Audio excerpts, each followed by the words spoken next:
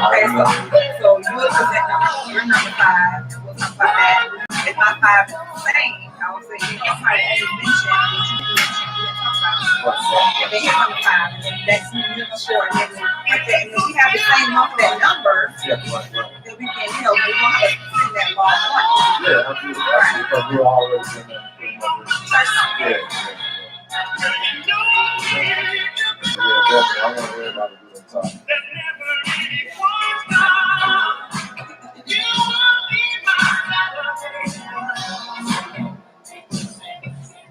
How does the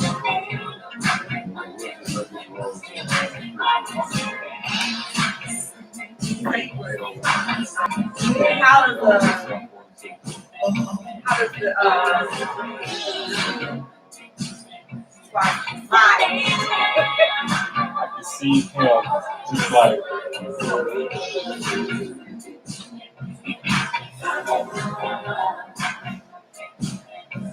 right now. You'll be able to see more of him and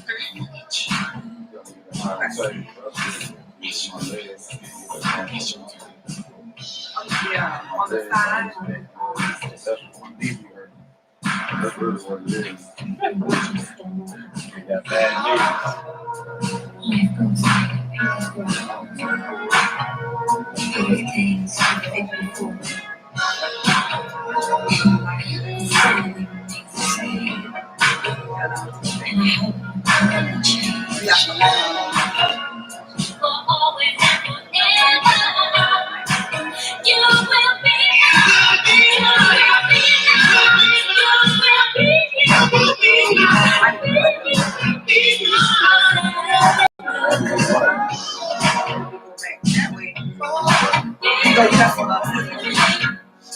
Let's sing it together.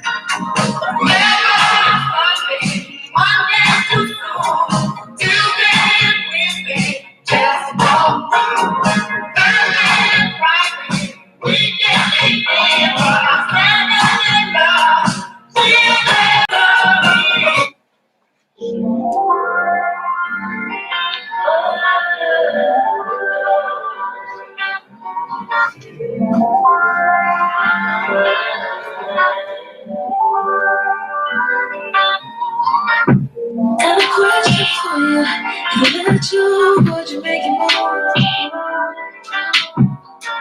What you doing for me? Feel like you feel me, I think I feel you too. Now I'm just laying there like keep on strong, I know you're down the ride, but you don't know how. Just to feel right, but I'm on the side. I know it feels so good, but it also be right away. I want this ain't the right time. Damn it, you're so fine, so take me tonight. Now, please don't play with my phone. I gotta decline. But if I see you next lifetime, I'm fucking with you. I promise you'll be mine. In the sky, can see the picture of you and I. Know and I wanna know. Yeah. I'm so willing to give it a try. With it, I'm with it, but I gotta let you know. This shit got me confused. Now, confused. Don't know what I'm gonna do. Now, I'm trying to keep it cool. Now, cool. Say I'm more than you. Now, you.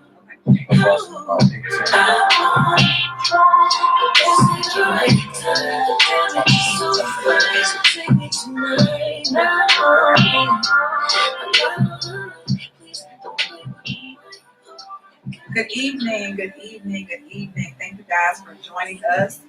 We'll begin shortly. Just listen to some smooth music in the meantime. Give us about 5 to 7 minutes and we'll get the show started. Go grab your favorite drink and come on back.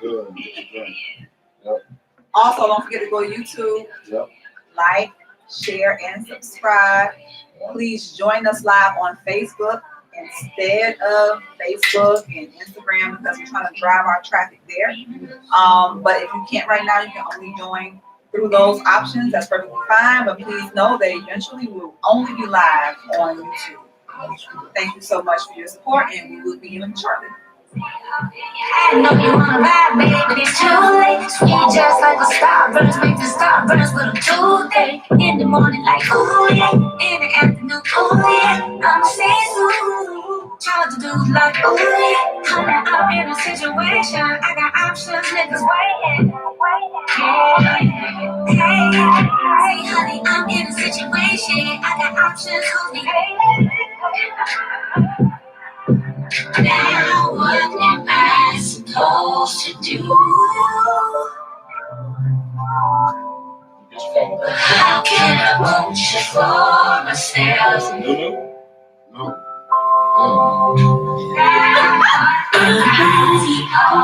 But there's nothing like it time. Damn it, you're so crazy. Take me tonight, not on.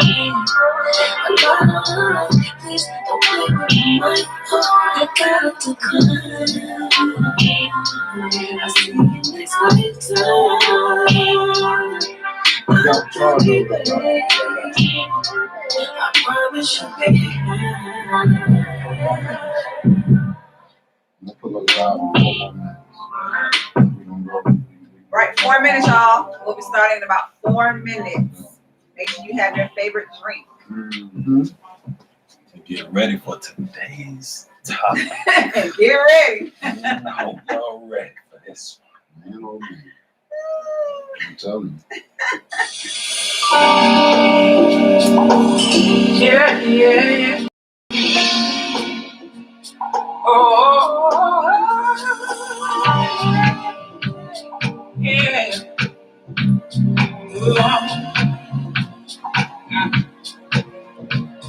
I'm glad the week is over. I need to get away. No, it's all Go right. home and throw my Watch clothes yourself. up. Come get you right over. Oh, yeah. Can't wait to see you looking lovely. I hope you're thinking right. Cause all I want is time with you and don't need nothing more.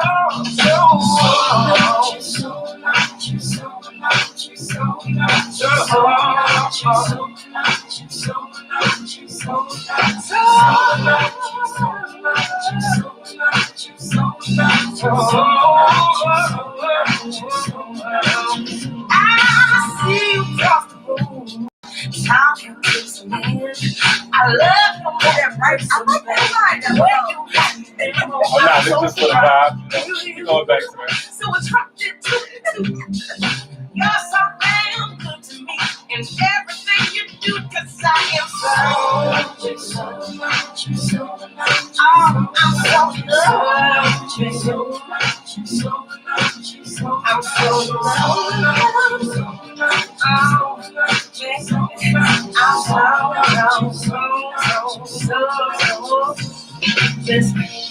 I'm so in love with you that I can't help myself.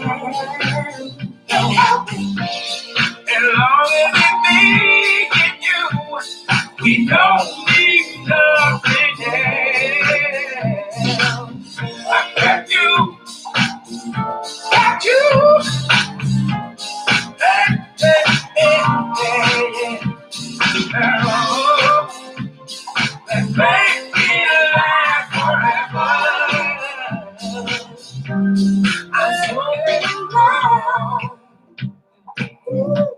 First thing in the morning, when I open my eyes and see you, I feel like a breath of fresh air.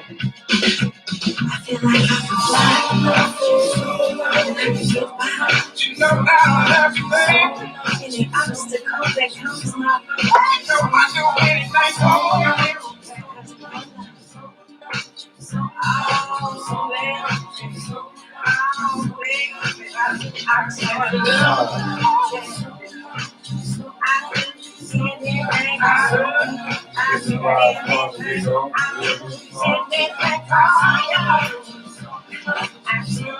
Remember, you gotta do what y'all say. Whatever. Gotta do the front now.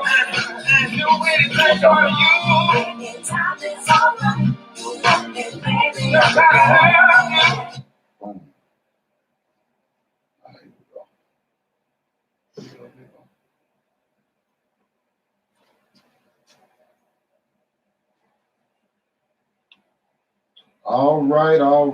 Welcome, guys. Welcome back to Comfortably Uncomfortable podcast. You are here tuning into the third episode. We are back. I am your host, one of your hosts, 1/3 of your host, C-Red, and I am sitting next to Diva J. And we see Smooth coming in. Y'all give him a minute. OG see Smooth. We got him coming in. So y'all get it, but he'll be joining us in a second. But we just wanted to welcome you. Mm-hmm. We actually gonna go ahead and do our toast because we got C Smooth. We got OG coming in. All right, OG. Y'all welcome OG in. Welcome in. He just getting off the plane. Hurry up, rushing there, boy. I ain't want to throw him under the bus. You know? I appreciate it. I ain't want to do it like that. We got C Smooth sitting across from his OG. So what we're gonna do is start the show off with a toast. I ain't getting my drink, my brother. Oh, well, we can make that happen. It's over there. And we can pray. After we pray, we go ahead and. You know what? Yeah. Before I take that drink. Let's pray and have him go ahead and do that. He wasn't like that. He wasn't like that if I took that drink. No. All right, so y'all give us a little, bow your head with a little prayer. Father, we come to you today humbly before you, asking you to continue to bless us and bless our followers, our listeners. Thank you for this voice. Thank you for this platform. We want to continue to touch others and let them know that this is not just our platform, this is theirs as well. We ask that you bless our families, bless all the sick, the shut-in, Father. We thank you for everything, Father. We ask that all these blessings in your name. Thank you. Amen. All right. You go ahead and set yourself up. We're going to let C Smooth get OG get set up, but we're going to get a little toast. So go ahead and pour your drink, OG, man. I'm getting a little glass. You getting a little glass? Okay. Little glass. All right, well, before we even make the toast, let's do this then. We're going to do this. Let's go ahead and let everybody know what we got on. Oh, yeah. As y'all already know, Circle Full Apparel, CircleFullApparel.com. That's who this show is brought to you by. As you can see, I got a little V-neck T-shirt on. My boy did his thing with this, and I don't even know if y'all can see this right here. But hot. I'm gonna tell you right now, man. The boy right here doing his thing. Y'all see that red? You know what I mean? Like, I don't know what type of material that is, but look. Y'all go to CircleFullApparel.com, man. Go ahead and do your shopping. Like I always say, I know school is coming up. Diva J, what you got on? Well, I have on another nice polo dress. I guess you stand up and show the people. I guess you stand up. I guess you can. What color would this be? Like a aquamarine or teal? Something like we call it mint. Mint. There you go, mint. And the swirl. Bada bing, bada boom. And the swirl. All right. Yes, swirl. See Smooth, OG, what you got? Man, I'm rocking leather. I'm telling you, I'm gonna stay dripping. That's right. That's right. It's the blue and white tracksuit. You know it. You know what I'm saying? It's cut little, little short. Yeah. Tight work. Yeah. You know, my brother keep me fresh and fly. All the time. Always got to support the guy. Yes. CircleFullApparel.com. Yes. And as y'all already know, those of y'all been watching the show, Creatively Yours candles. As you can see, we got them on display here. Yes, with the K. Y'all make sure y'all go ahead and shop with Creatively Yours candles. Now, Creatively Yours candles are 100% soy candles and coconut blend candles. They are handcrafted and covered in Georgia. You may shop on ESTY Shop Creatively Yours. And follow her on Instagram, Creatively Yours Candles, and on Facebook, Creatively Yours Candles. Now, like I always mention, 16 for the can, 22 for the jar. And I'll keep reminding you for our new listeners, this jar here, you can actually, if you buy this, you can replace it, get a discount on your next purchase. So keep that in mind. And like I think you mentioned this the first show. Yeah. You don't have to be in this area to return that jar. No, you return that jar and get your discount. So make sure Creatively Yours candles. Make sure y'all go shop with them. All right. Now, we didn't get the toast in. Let's go ahead and get our toast in for the people. Y'all get your drinks. Let's go ahead and get that in before we get into the topic. All right. Toast to peace and growth. Yes, sir. And I don't even know if y'all know this, but today marks the 1 month anniversary of the show. What? You know, Look, one month anniversary, we can go ahead and talk about it as well. You know, us men don't usually be on the anniversary. We sure don't. So this is out of character here, and I'm getting better. That shows you I'm growing. I recognize the anniversary. Yes, 1 month. We started on the 22nd of May, and the day is the 22nd. So yes, sir. Shout out to us, man. You know what I mean? And remember, go follow us on social media too. Not just on the YouTube. We got the IG up. Have Facebook. Comfortably Uncomfortable. Yeah. And for all business inquiries, comfortablyuncomfortable@gmail.com. All of that will be in the description box as well. Yes. Now, getting into the dang topic today. Now, y'all may remember last topic was on the what was that? Conditional love, unconditional love. Mm-hmm. So this right here, I believe, ties right into it. And if y'all notice, every episode now, everything is not going to be relationship based, of course, but everything that is relationship based, you'll see that it's tied in some type of way. And it's almost like a series, like I told y'all on the first episode. It's almost like a series on Netflix. Everything is tied in some type of way. So today's topic, guys, is the top 5 reasons relationships fail. Top 5 reasons that relationships fail. Mm-hmm. I want y'all to think about it as we go through what we came up with. As you know, we don't just throw nothing at y'all. Right. We're going to do our research. We're going to do whatever we got to do to present it to y'all. And before I get started on what I got, I want to make sure, let me just touch on something. You know, and doing the, we get a lot of comments now and things like that, people reaching out. And I just want people to understand that this is not just our platform. Right. We created this for us. Absolutely. Mm-hmm. If you have chosen to tune in, if you have chosen to do whatever, as far as we are family, so not a fan. Right. You're not fans. If you have chosen to become a family member, then this is for you. This is also for you. We're gonna get better with reading your comments, interacting with you. So we thank you for bearing with us in that aspect. But just know this platform is for everybody, not just us. You know what I mean? I want to make sure we reiterate that. Oh yeah, one more thing. I don't know if y'all touched on that. We do want to sincerely apologize. Kind of, what happened last week. Yes. Like my brother just stated. We getting the kinks out. Yeah, you know what I'm saying? I think we got it now, so it shouldn't be no problems moving forward on any platform. But we thank y'all for being patient with us. Yes. And again, we thank y'all for growing with us as well. Absolutely. Yes. Thank you. All right. So, top 5 reasons relationships fail. I'm gonna go into my top 5, y'all. 5. Top 5. Start with number 5. Yeah, I'll start with number 5. I'll start with number 5, and I'm gonna go right down the list. Woo. Starting at number 5 for me now. This is in order for me now. Number 5. I got written down clock. Let me explain. Y'all probably heard me last episode talk about that clock. People go up against that clock and they make their decisions versus what that clock say, meaning their age. Yeah. So my number 5 is you probably shouldn't have got married in the first place. Yes. Meaning you probably shouldn't have considered the clock. Oh, I'm 35 now. Oh, I'm 34 now. Right. Oh, he got a good job. Oh, I don't want to wait no more. You probably shouldn't have decided to get married anyway. Yeah. So number 5, right. Clock. Conditions. Yes, absolutely. Number 4 on the list. Wait, don't go. You want? We're gonna do our 5, then go to our 4. You right. I'm sorry, y'all. My bad. Change the plan. My bad, y'all. You right. My bad. So that was your number 5. That was my number 5. Clock. All right, my number 5 would be finances. Okay. Now, finances in terms of the man making less than the woman. That could be an issue. Always. Because men have pride. Ego. And ego. Yeah. Let go of the ego. Let go of your ego. But that plays a part because a man wants to feel like he's the man of the house.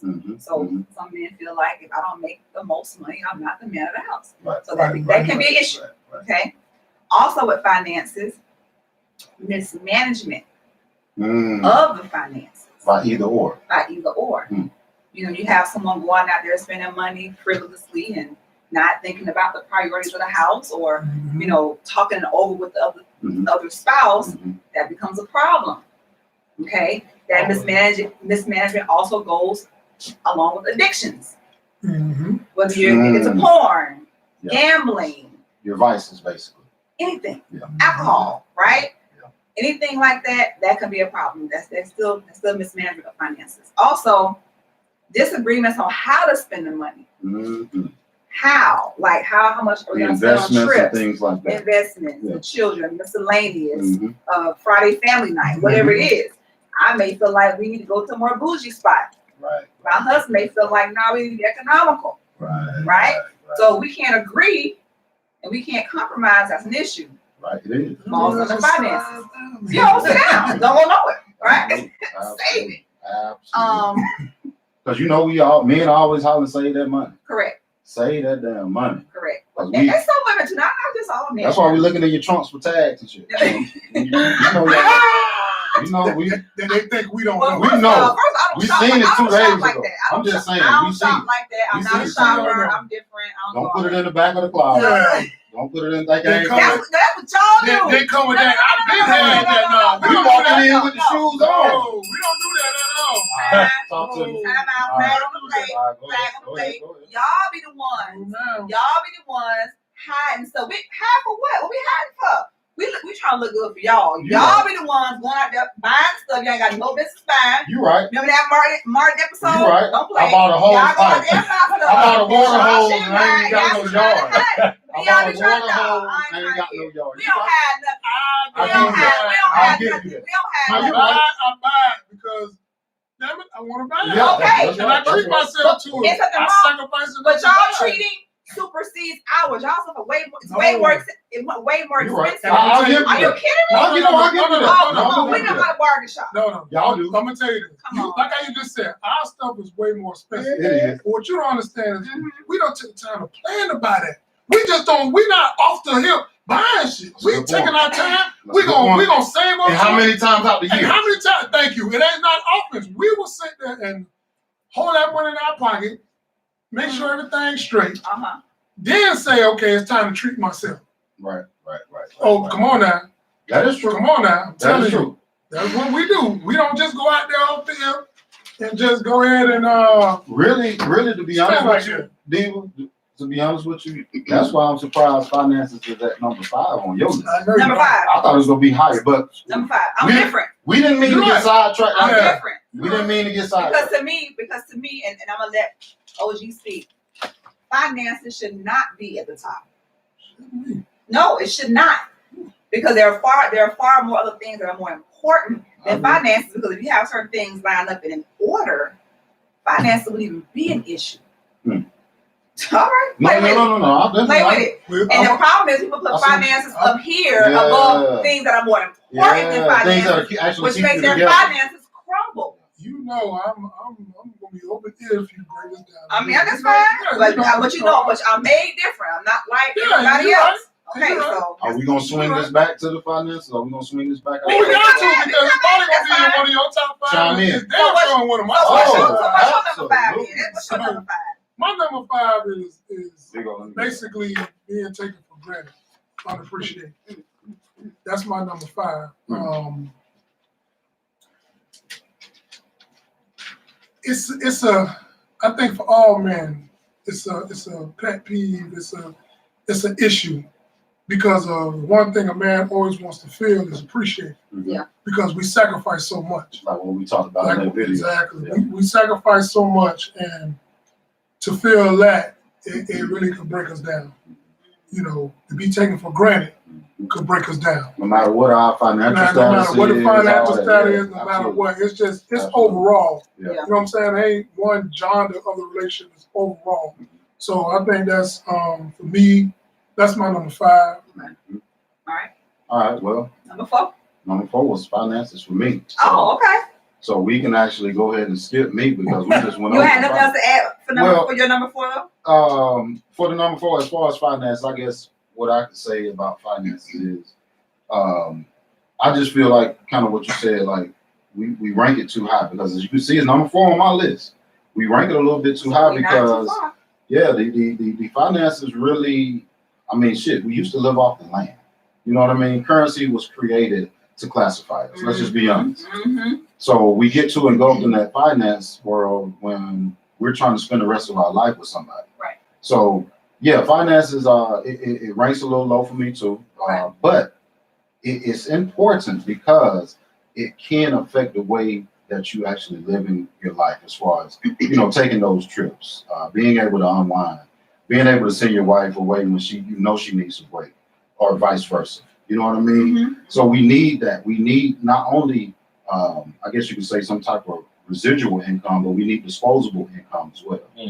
And that is exactly, I think, where we lack it in the community, is having that disposable income where you can go out and have as many damn tags as you need because you got it from the disposable income pile. Right. You know what I mean? I can go out and get that damn John Deere 0-turn lawnmower that I damn want that costs $3,000. And I snuck it in the garage and you don't see it because I hid it behind something. Sneaky. I can go get that. Sneaky. Yeah, you don't see it till I start cutting the grass. So you, baby, that grass look good. That grass look good as hell. What? That's That's how I'm gonna throw it in your face. Yeah. But that's what I mean. We need that disposable income. So the finance is definitely important. It ranks low on mine as well, but it's in the top 5. Let's not forget that. This is just the top 5. We could have went top damn 20. So yeah, finances. But what you got for your top 4? Okay, so one more thing I want to say about that, though, since that's your number 4, another issue with the finances is the dishonesty with someone's credit or debt. Because, hold on. That's your number 4? No. That's actually mine. No. Okay. No, it still ranks under finances, but you just touching on it. Right, I'm touching on that because that's also important. Since that's your number 4, I'm going to piggyback off you for a second. Because let's be honest, we're not really. A lot of us aren't really trying to pull someone's credit report. Going to their bank statements. Some people do. Should we? No, I ain't gonna touch on that. Some people do, but a lot of us don't. So we take the person's word for face value, like whatever they say, okay, they're telling me the truth, we're getting married, they have no reason to lie, we've been together for 18 years, so whatever. You apply for that mortgage. Whatever.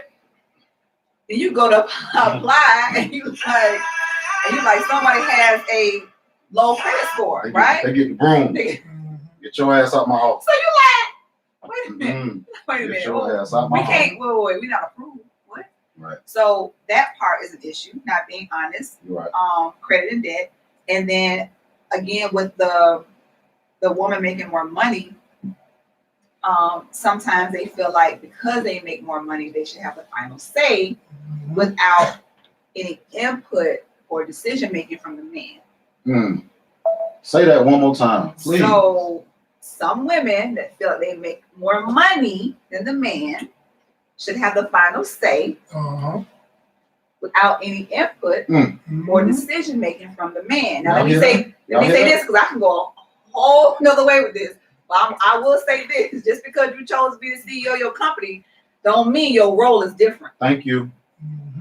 Just because you make X amount a year doesn't mean in a relationship when a man's supposed to be the head that because you make all this money, you can demote him or undermine him. That's a decision you made. But if we're going back to the basics, that was never a factor because women didn't work. Thank you. So working now is a choice. Right or wrong? You're right. You're absolutely right. Right or wrong? Okay, so that's a choice. That doesn't mean that your role as a woman in a marriage changes. But I'm gonna say this to you, dude. Yeah. I think you need to. That came a little fast, and it came out quick. Okay. I think you need to reiterate what you just said and exactly what you mean. Okay. Because I know some people might have caught the tail end.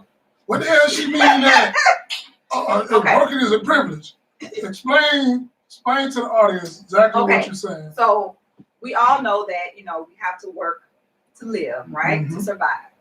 What I'm saying is when you choose that mate and that mate chooses you, and you're making $100,000 a year and he's making $60,000. Because you make $100,000 a year, that's the profession you chose. Right.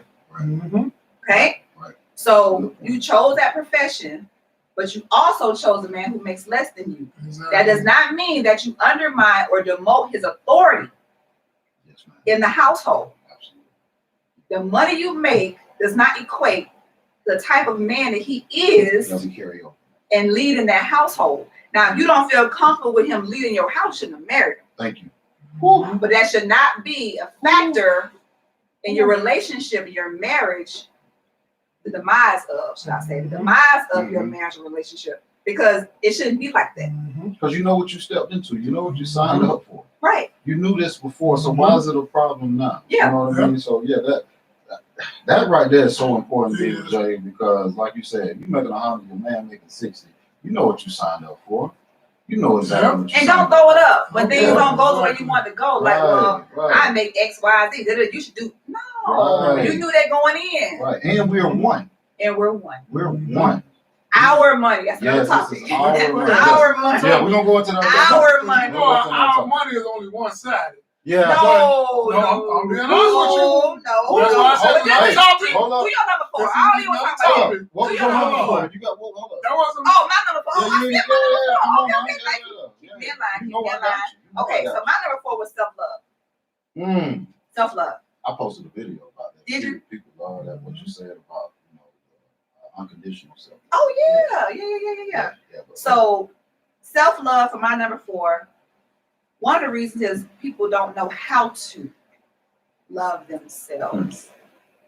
You think that's something simple and that we should know how to love ourselves and love on ourselves, but I just recently started to love on myself because we as women are nurturers. So we tend to put out all this effort into our children, our spouses, our relationships, our families, our friends even. This is true. That we don't even take the time to say, okay, well, what does joy want to be today? What is joy like? Let me say this, Joy. Let me say this. I'm sorry. Let me say this. Yeah, go ahead. Speaking for us men, we don't do a good enough job of reminding you. We don't do a good enough job of telling you, babe, I see you. I see you, what you're doing. You need a break. Yeah. Go on out here. I got the kids. Go do what you need to do. Self-pampering. I don't care if it's a weekend downtown in a hotel where you don't do absolutely nothing but sit in the damn tub. Do whatever you need to do to reset. Because again, what you just said, you're nurturing the kids, you take care of the household. We don't do a better enough job of looking at y'all and saying, hey, look, baby, look, I see you. Go take a break. Right. Go get you a break, man. I got the kids. Right. And that's what I wanted to say that. I didn't mean to interrupt you, but I just wanted to make sure I said that because, man, we got to understand that we got to give our women that. Yeah. We got to because we're not natural nurturers. We're not taking care of the home as like they're taking care of the home. Right. Putting that type of energy into it. I mean, we're doing it in our jobs. We're doing it on the outside of the home, things like that. But when you implement those kids, man, it's a whole different ballgame. So I just want to make sure I just put emphasis on that, man. We got to do a better job. Just tell your woman sometimes, man, go book a room or something for her. Right. You know, and I had to learn this. This is something I didn't know this as a youngin'. Shit, I was always like, shit, she human just like me. You know what I mean? She dealing with life just like me. She dealing, but it ain't. It's deeper than that. It is. So I just want to make sure I interrupt that. So I appreciate that. Yeah, that's a good point. Thank you. And women also pour into their jobs, right? Occupations, professions. You know, I'm a perfectionist, and that comes from my childhood. It does. So when I work, I put my everything and my all into my job. And sometimes when I do that, when I get back home, now I'm pouring into my household. Right. And now it's time for me to go to bed and do the same thing the next day. Absolutely. You know how many years go by that we do that on a regular basis? Well, we say, I'll do it tomorrow. Or, I'll take care of it tomorrow. Oh, I'll take a trip with my friends next year. Yeah. That's 10 years. Yeah. You know what I'm saying? So it goes back to what he was saying with the man, the house, helping us and relieving us of that, because that'll get us back refocused and say, okay, so let me go ahead and put that payment, make that payment on that girl's trip. Because I've had time to just digress, right? Couple more things and I'm let OG go. Self-love, also emotional abuse. When you're emotionally abused as a child, as an adult, you don't know how to love yourself. You've been told for so many years and repeatedly that you're not good enough, or you'll never amount to anything. So that stuff sticks. So you go out there and you try to perfect everything, and you try to make someone love you. You would do everything that they ask, that they want you to do, because you're trying to make them love you. So, but if you loved yourself, Mm-hmm. it wouldn't matter as much, right? That happens so much. All the time. Yes. Every day, right? And lastly, when someone has done you wrong multiple times, failed relationships, carry over. So when you've been in a relationship and it doesn't work, next one doesn't work, next one doesn't work, you start doubting your self-worth and wondering what's wrong with me.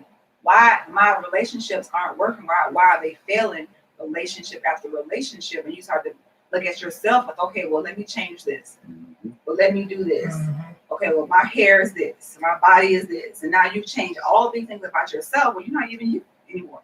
You said it though, Dee, was like, I put up a clip, choosing from that hurt place. Yeah. Once they get hurt, when they go, and I know men do this as well. It goes both ways, but women tend to do it more because they're built off emotions. Right. You start choosing that significant other from that hurt place, and I think that is the main problem. You touched on that last episode, and that is so true. Yeah, that is so true. And my last point: childhood experiences. If you've watched your mom pleasing multiple men, giving them what they need, and her still not getting what she needs, that's a good point. Man. You grow up doing the exact same thing. How can you love yourself if you haven't had the example? You know how many women and men are grown up in households where there's no self-love present at all, and you're going into relationship after relationship, killing yourself slowly? And then you say you don't need counseling? Let me go ahead and move on. Oh, gee, what you got to say, man? I'm done. Actually, before I get to mine, I really want to touch on, because, man, you was deep with that number 4. Oh, yes. What? We needed that. Yeah. I missed that one. I ain't gonna front. I didn't see it. Yeah, I didn't see it coming. I can't believe that. Sorry. I feel bad. Not sorry. I failed you guys. I have failed you. I have failed you. That's what's up. That self-love is something important. It's beyond important. Yeah. I think for me, I've just finally gotten to that point. You get what I'm saying? Far behind. So, like, when she said it, it's like, yeah, because if I can't love myself accordingly, pamper myself accordingly, take care of myself accordingly, I can't do that for nobody else. Nope. Not even your kids. Not even my kids. I'm gonna be no good for nobody. That's right. So for me, like, now I'm learning that I have to invest in me. Yeah. And before anybody else. I'm talking about before your kids. It sounds selfish, but before your kids too. And you're right. It's not selfish. It's not selfish, but it comes off as selfish. Yeah. But it's really not. You're right. Because in order for me to be the man that I need to be, that I want to be, I have to do this investment. Right. Yeah. And that investment's in within me first. Yeah, brother. You get what I'm saying? Yeah. So that really touched on, and then it really hit home for me as well, because it goes crazy a little bit. I just got to break it down. Break it down. Okay, break it down. We got time. We got time. Growing up, man, what I saw was my father work. He grind. Yeah. My daddy got up every morning, 6 o'clock on the head, or maybe before 6 o'clock. But my bad. My daddy was up maybe around 5. Out the house by 6:30. Right, everybody sleep. Everybody sleep. Won't see my daddy till maybe 8, 9 o'clock at night. So I watched my mama sacrifice so much to where, not to say that she lost herself, but she gave to everything else but her. Yeah. You get what I'm saying? Right. So then I saw my mama hit that light switch. Oh no, it's my time. All y'all kick rocks. Everybody. When I tell you everybody, Everybody. bruh, everybody kick rocks. And then everybody looking like what the hell going on, we can't understand it. This is a different damn person. Different person. Yeah. But you know what I'm saying? And I saw that transition and what she had to do. And then for me, like, I kind of took on both roles. So, like, I was a sacrificer, but then I was also the provider. Yeah. So I was really just a lost individual. You was burning the candle from both ends. Both ends. Right. You know what I'm saying? So, like, for me now, it's that reset button. Yeah. And I gotta ground myself, and I gotta invest in myself, and I gotta not separate, but I gotta put things together accordingly to make sure it's beneficial for me. Yeah. Then it could be beneficial for everybody Correct. else. Correct. So that really hit home for me. Yeah. But I'm gonna go into my number 4. Okay. My number 4. Some people ain't gonna agree with it. Some people will This is agree your with it. number But 4. like I said, that's why I say this is my number 4. This is And I got my personal reasons for my number 4. Okay. So if you don't like can't it, wait to hear. kick rocks. My number 4 is infidelity, extramarital affairs. That's hey. That's my number 4. Bro, I'm surprised it's not high. I'm Yeah. surprised it's not on his list. And I know. Yeah. Straight up. Because he feels strongly about that. Me and him had conversations. Yeah, and I do. Yeah, he feels very strong about I'm that. very strongly about that. And the reason why it's number 4 to me, because there are some other more important things that will drive me off the ledge Yeah. first before Okay. this. Okay. But again, with extramarital affairs, like me and you talk, Reza, there are some levels to infidelity. Some people might not understand it, but if you sit and think about it, there is levels to understanding. Yeah. People can have affairs, and there could be things that can contribute to it. A lot of people don't want to take ownership or responsibility of it. People they touched on it. Some people want to say, I don't give a hell what the hell I did. I went and did this. Well, you shouldn't have did that. That's the whole thing. Right. Regardless of what, you shouldn't have did it. But there's levels to it. You know what I'm saying? And not am I on this podcast condoning it? Because trust me, my sister can tell you, I ain't. But there's levels to it. Yeah. It's disrespectful, but there's also levels to the disrespect. Oh, yeah. Yeah. So for me, it becomes number 4 just because of the levels of it. And like my sis touched on last week, you can get past infidelity. You can get past an extramarital affair. It just takes both parties to really sit down, iron things out, and come to an understanding. And if both parties can get back on the same page, it can work. It can work. Yeah, it can work. You can move past it because it doesn't happen in millions of marriages. Yeah. Especially when you open them blinds and you look at what you done built. Exactly. You look out there in the yard and you look Yes. what you done built with each other. That's right. Come on, man. I mean, that's really what it's about. Yeah, it is. You know what I mean? But also with that, Rizzo, is the fact that sometimes, which we don't want to do, which sometimes we need to do,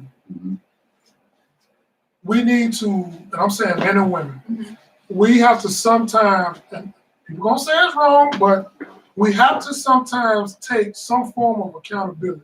And what I mean by some form of accountability, if your spouse been preaching to you red flags, and them red flags been consistent, and you don't act on it, that's that accountability you got to take. Yeah, that's true. Now, don't take that avenue to where you want to say, well, you should have just left. Come on, man. You and I know. It is not that easy to just say I'm going to be done in a bed. You just can't do that when you're married. Okay? If I'm dating you, I can tell you kick rocks and I can go do this and do that. But when you're married, even a relationship, it is when way you build something. Let's be you build specific. something. A relationship that is heading towards marriage. Yeah. Something that you're building with someone. So not just any relationship. Not your fuck buddy, not your 2 out of 3. Excuse me. Sorry. Not that, not the late night. We talking about somebody you're building. Not the late night. Yeah, not the late night. Not the one you call late. Not the 12 to 3. Yeah, not the 12 to 3. So that's my number 4. Okay. It's at the bottom because, like, again, you could work through it. So infidelity is the number 4. Number All right. 4. So I actually, that's not on my list, but Okay. I didn't even think about that. Mine either. Yeah, but I guess that's because of our past conversation. Yeah. All right, so we're gonna move right along to number 3. And like I said, I want y'all to make sure y'all write y'all list down because I need y'all to put them in the comments. Yeah, put them in the comments. Just put them in. Just put your top 5. It ain't got to be in order. But put your top 5 in. All right. Number 3 for me is the bedroom. Mm-hmm. Oh no, you gotta explain that. Explain. What do you mean by bedroom? Sexual sex. Oh. Pound game. Lack thereof. Pound game. All of that. Yes, lack thereof. However you want to slice it up. All right. I feel like a separation begins in the bedroom because what people don't realize is intimacy is just what the word says. It's intimacy. So when you're not having that, when you're not, I guess you could say, when you remove that from your relationship, that is just another building block you have removed from getting closer. Because that intimacy is what you're getting, whether you know it or not, you're getting closer during your intimacy. Now, there's a few different points on this bedroom. Okay. First of all, you stop having is the lack thereof. And there's also the lack of knowledge, and I'll explain. What I mean by the lack of knowledge is you come to the bedroom not being honest with your spouse about what your fetishes are, what you prefer, what you want in the bedroom. So what you don't like, you know, so she's doing some shit, excuse my language. She's doing some things that make you go soft. And I know this is an adult show. I know you ain't got your kids watching. Oh, not. So let me say this. And he's doing some things that just turn you the hell off. But you haven't came into the situation being honest because you may be up against that clock. You may be in the situation because of my 4th thing, which was finances, and you're ignoring the bedroom. But you're not realizing that the bedroom's going to show its ugly head. It's going to rear its ugly face. It's going to surface. That's true. Eventually, and you want to know why I say it surfaces? Because eventually you're human. You're going to go out and get what you need. You're going to go out and get what you want. So when you come into that bedroom and you're not honest, I feel like this. You have to be honest with your spouse about what your fetishes are, what makes you actually have the biggest orgasm you can have. That's what you got to do. I don't care, like my OG said, I don't care if it's grabbing the back of your ears. I don't care, like y'all, I always say jokingly, if it's licking the back of your kneecaps. That's what needs to happen. Whatever you like. You have to tell your spouse. Whatever you like. Yes, whatever the hell you like. But we lack that. We come in the bedroom and we are ashamed of it. So what we do is we go out, when we get with somebody that's not providing us that, we'll go out and get it from someone else, from a third party. So, and that's man or woman. That's man or woman now. That's true. Because women, y'all do this too. Y'all actually know that size matters to you, but your man ain't got what you need as far as in the toolbox. But you'll try to overlook it because of the finances, because of that damn clock. Or whatever else, you know what I'm saying, he might have a good, it could be his mouthpiece. It could be the man just got a good mouthpiece. And he's selling you a dream. I don't know what it is, but sometimes women, you look at that toolbox and you say, no, I need a 3/16.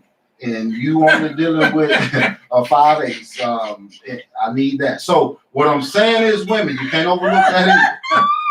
All I'm saying, you can't overlook that. And the same thing for men. Well, let me you want to touch on that? I touch on it. I can go forever on this damn bedroom. Nah, I'm gonna say this. Oh boy. Okay, hey, y'all out there, y'all Google it. Google it. Y'all put back in the box what it is.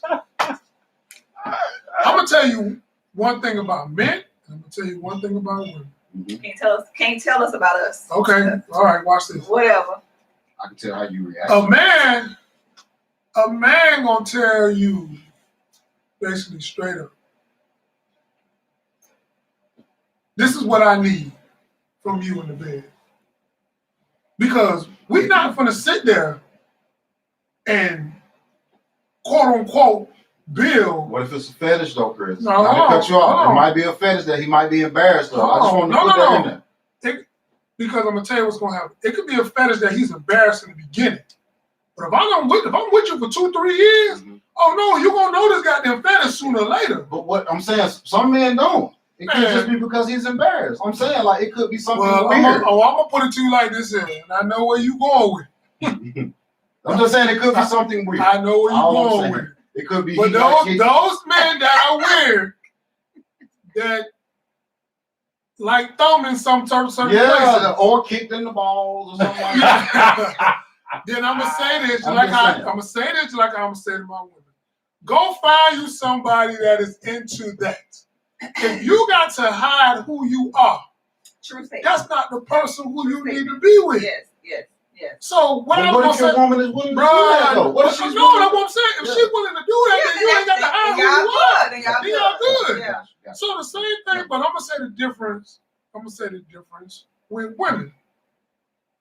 Women will hide that more than men. Nope.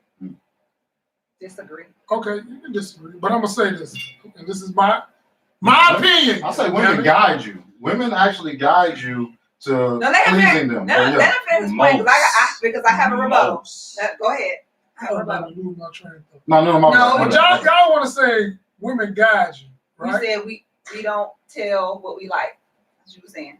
Because I'm gonna say this: women will have this conversation with their man, and a woman could, like how you say, okay, I can see a potential with him. Mm-hmm. This is who I want to be with. You know what I'm saying? I can see we can grow. But she sit there and she say, well, sexually, I like anal. Mm-hmm. You say, oh no, I don't get down like that. Right. You know what I'm saying? Which is what I mean. Thank you. But she would say, well, you know what? Okay, I can roll with that. That's cool. That's not a good thing, though. But it's not a good thing. You know why? Because that fetish still there. Exactly. That appetite gonna need to be curbed sooner or later. That's my point. So what I want to say for men, like, if we want something, we say, well, listen, man, if a dude he like anal, okay, I want anal. But let me revert back to what I said about the thumb. Because the thumb to me might be something more than a fetish. It is. Chris, I'm gonna be honest. We're not gonna touch on that.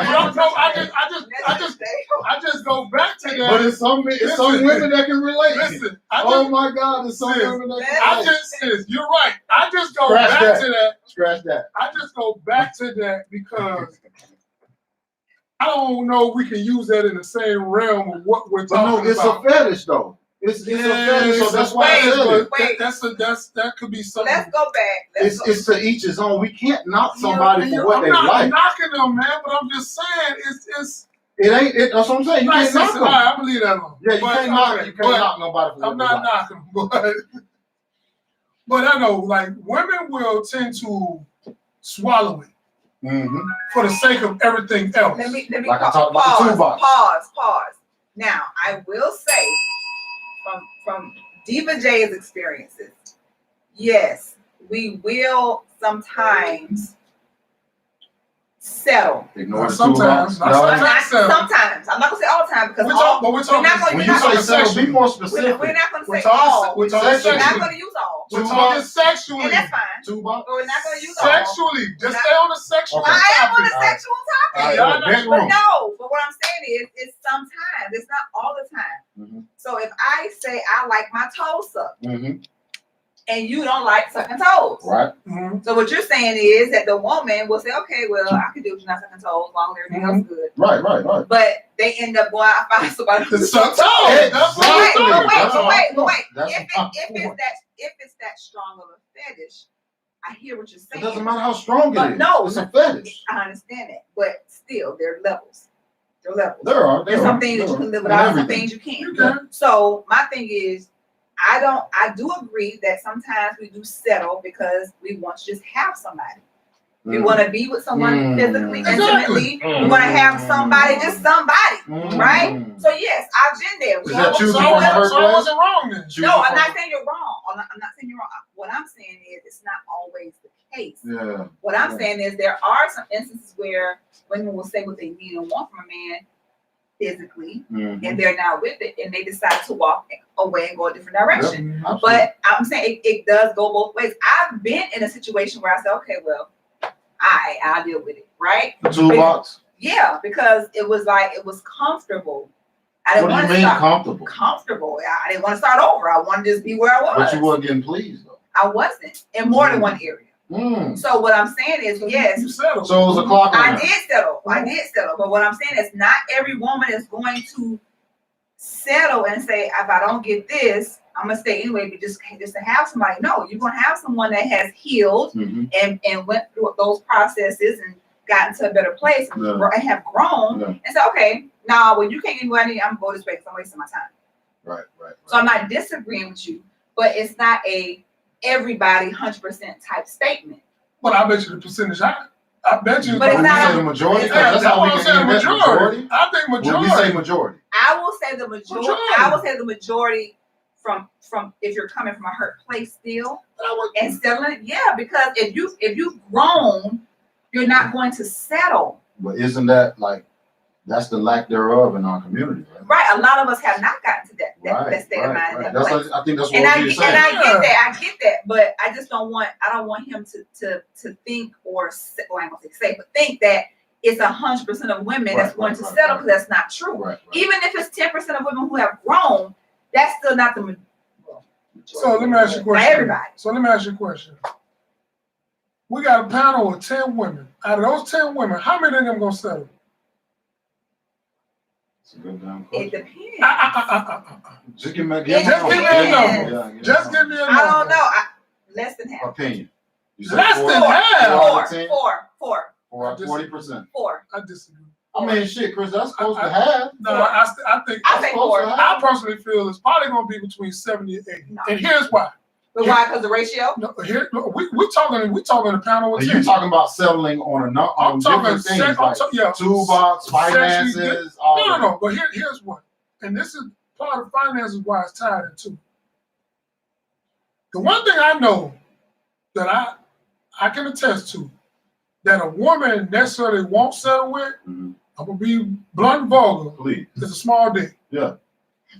I'm just gonna be real. But they will up front. No, let me say. But I'm saying they're gonna go out and go. No. Now you gotta separate the situation. So finances don't over. No, let me tell you Because why. I've dealt with some women that have been in a situation where. Let me tell you why. If a woman is looking to build with this man, in her mind, this is going to transition into lifetime dick. Right. Ain't nothing gonna make this nigga dick big. Ain't this man dick bigger? Right, that is true. Nothing's gonna make this man dick bigger. That is true. So if the toolbox is beyond repairable, you know what I'm saying? That is the best word. That's the best word. See, that is a deal breaker. Yeah, all the time. Now I'm gonna tell you because you want me to tell you why? Talk to me. Because you know I'm right, sis. Because he might have a toolbox, but can't lick nothing right. But she can coach him up. He had a toolbox, but can't somewhat be affectionate. She can work with him. And she can teach him. Yeah. She can't teach that non-toolbox. You get what I'm saying? You gotta at least have a toolbox. You gotta at least have a toolbox. Man, that ain't gonna work. They're gonna put him out. I'm gonna tell you what's gonna happen. They're gonna put him out the game earlier.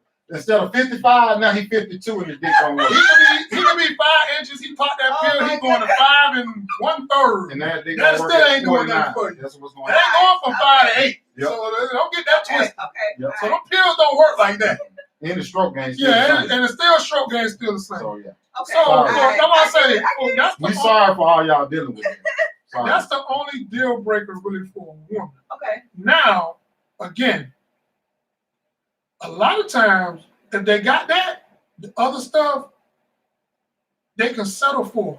And what makes them for it is also if they bring the finance to the table, if they bring some form of stability to the table, if they see that they ain't gonna have to want for nothing in the future because whether their husband got it or he's a grinder or he's good with the kid. And the other stuff they'll work with. Now, there's some fetish that are non-negotiable. Yeah, absolutely. And I'm gonna keep it real. And for a woman, you got to have that. You got to be able to provide that fetish. Because I'm explaining this to you. Pleaser. You have to please. If a woman has a certain fetish to where, ain't gonna go far, let's just say, she like her breast. She like her breast stroked a certain way. She like her breast stroked a certain way. And you as a man don't get it. you can't get it, you're trying to figure it out, she'll succumb to that. Mm-hmm. She'll be like, okay, hell, half of the time she'll come to it, and if her thing's big enough, she'll put shit in her mind herself to get it up. Right. But she will make that sacrifice for the greater good of other things. Mm-hmm. Men, on the other hand, we coming at you straight up front. Yeah. This is what I need. If you're scared to put something in your mouth, we ain't finna work. If you're scared to hold something in your mouth, we ain't finna work. These are the things that we do and don't do. So our disclaimers up front. Some men gonna be like, man, I don't do anal. You cool with that? I don't know about up if front. You ain't cool with that? I don't know about up front, because we do, and I'm just saying this, and I hate to spill the bean, but a lot of men do whatever they gotta do just to get the pussy first. But we're not talking about that, see, Red. You're right. Let's stay.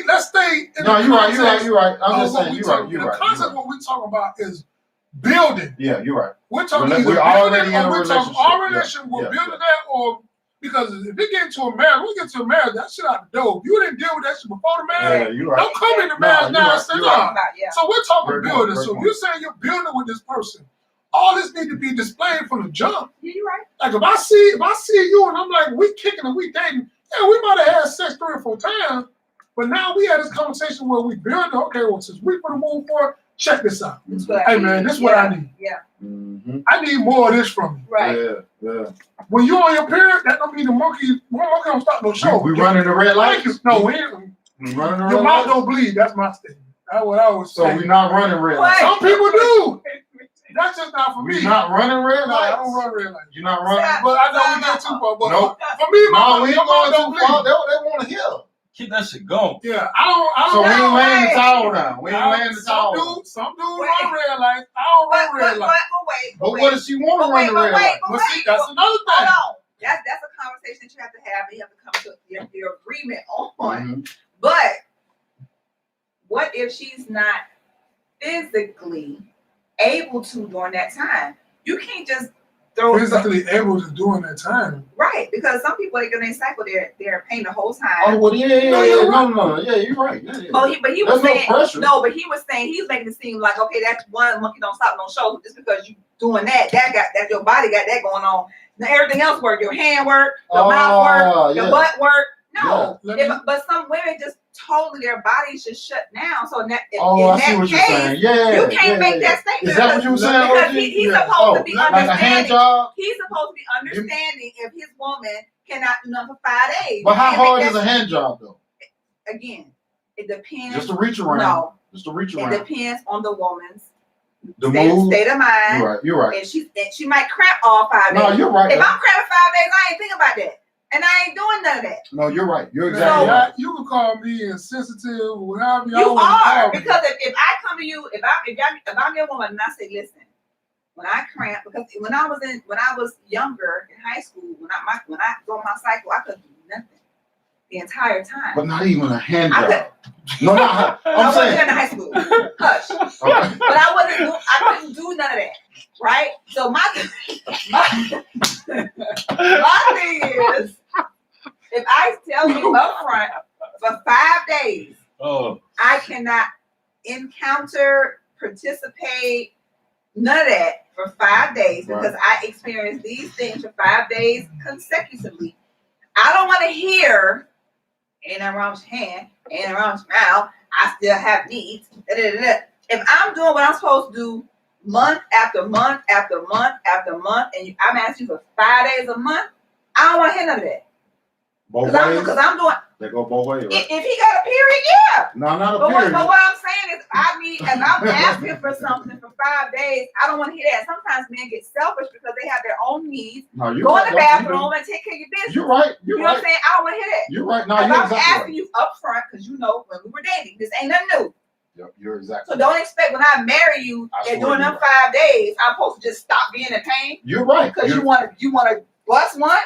No, it don't work like that. OG? It don't work like that. Let me say this. There's a form of negotiation, but what I'm gonna say is that is not gonna be it every single month. Let me break this down.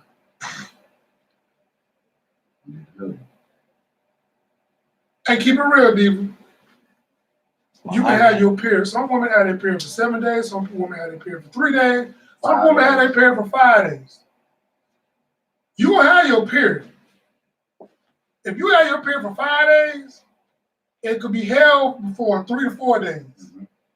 When there's some goddamn calm in the water, pull your goddamn hand or your mouth out and just take care of your man. Because all I need to do is get this. All I need to get this off. Yeah. So what I'm saying, I won't go down the street. We ain't even necessarily go down the street, but I ain't gonna say it ain't that deep. It ain't that deep, dog. It ain't that deep. So what I'm saying that's is, what happens. So what I'm saying is, I'm not saying for me it has to be an every month thing.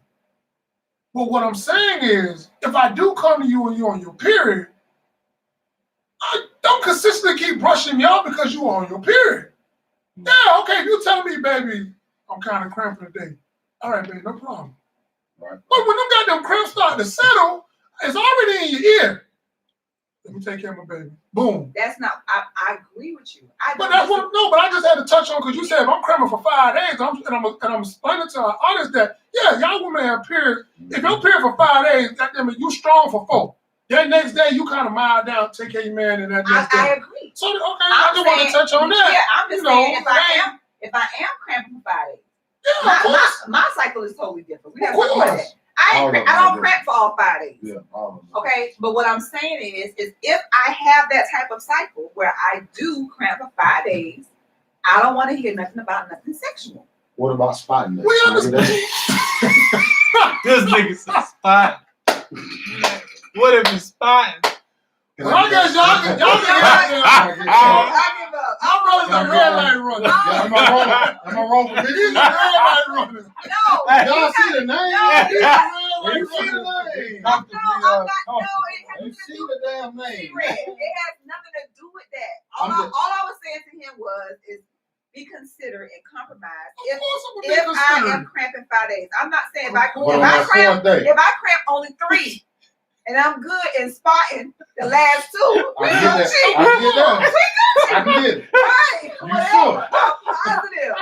You sure? Of course. I was making a point because he was making it seem like, you know, when you on your cycle, that don't stop nothing. Yes, it does. For some women, it does. Yeah, but that's all that it don't. If it's going down to that 4th day and it's starting to go off, that means we still ain't having sex, but take care of brother. You get what I'm saying?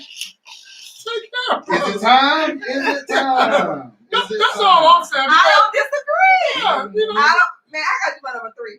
If I ain't get to my number 3, you did your number 3. Hold on. Oh, that's right. So you ain't do your number 3 yet? No. All right. So yeah, that was mine. Bedroom. I hate that it caused up. It went chaos, but y'all needed that. And but yes. My number 3. Trust. Top 3. Trust. Why? Because a lot of times when you've been hurt before in previous relationships, where you've had someone cheat on you, then you are not able to fully trust someone, or you go into a relationship not trusting at all, and waiting months upon months to trust that person. So that's an issue. Daddy issues. If you've had issues with your father growing up where you could not trust his word, you know, when he says he's going to do something, he doesn't do it. Mm-hmm. That expectation is always up here, and each time they don't come through, it goes down. So now when you're in a relationship, he's a man. You're man. You know, you're not looking at, okay, this is a relationship. This is not my daddy. It doesn't matter. You still equate them the same. So now you're feeling like, okay, well, he's a man. I can't believe nothing he says because my dad never did nothing he said. You know, so trust is an issue. And lastly, you're scared of being vulnerable due to those same issues. You don't want to let someone totally in.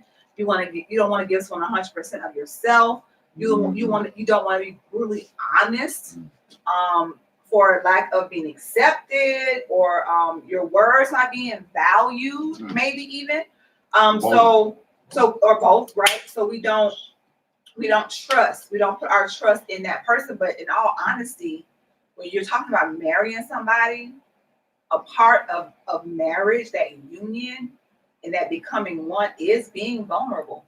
is trusting that person with every fiber of your being. Like if anything happens or goes wrong, goes down, that's the one person that will be there for you. You can trust they're going to be there. You can depend on them.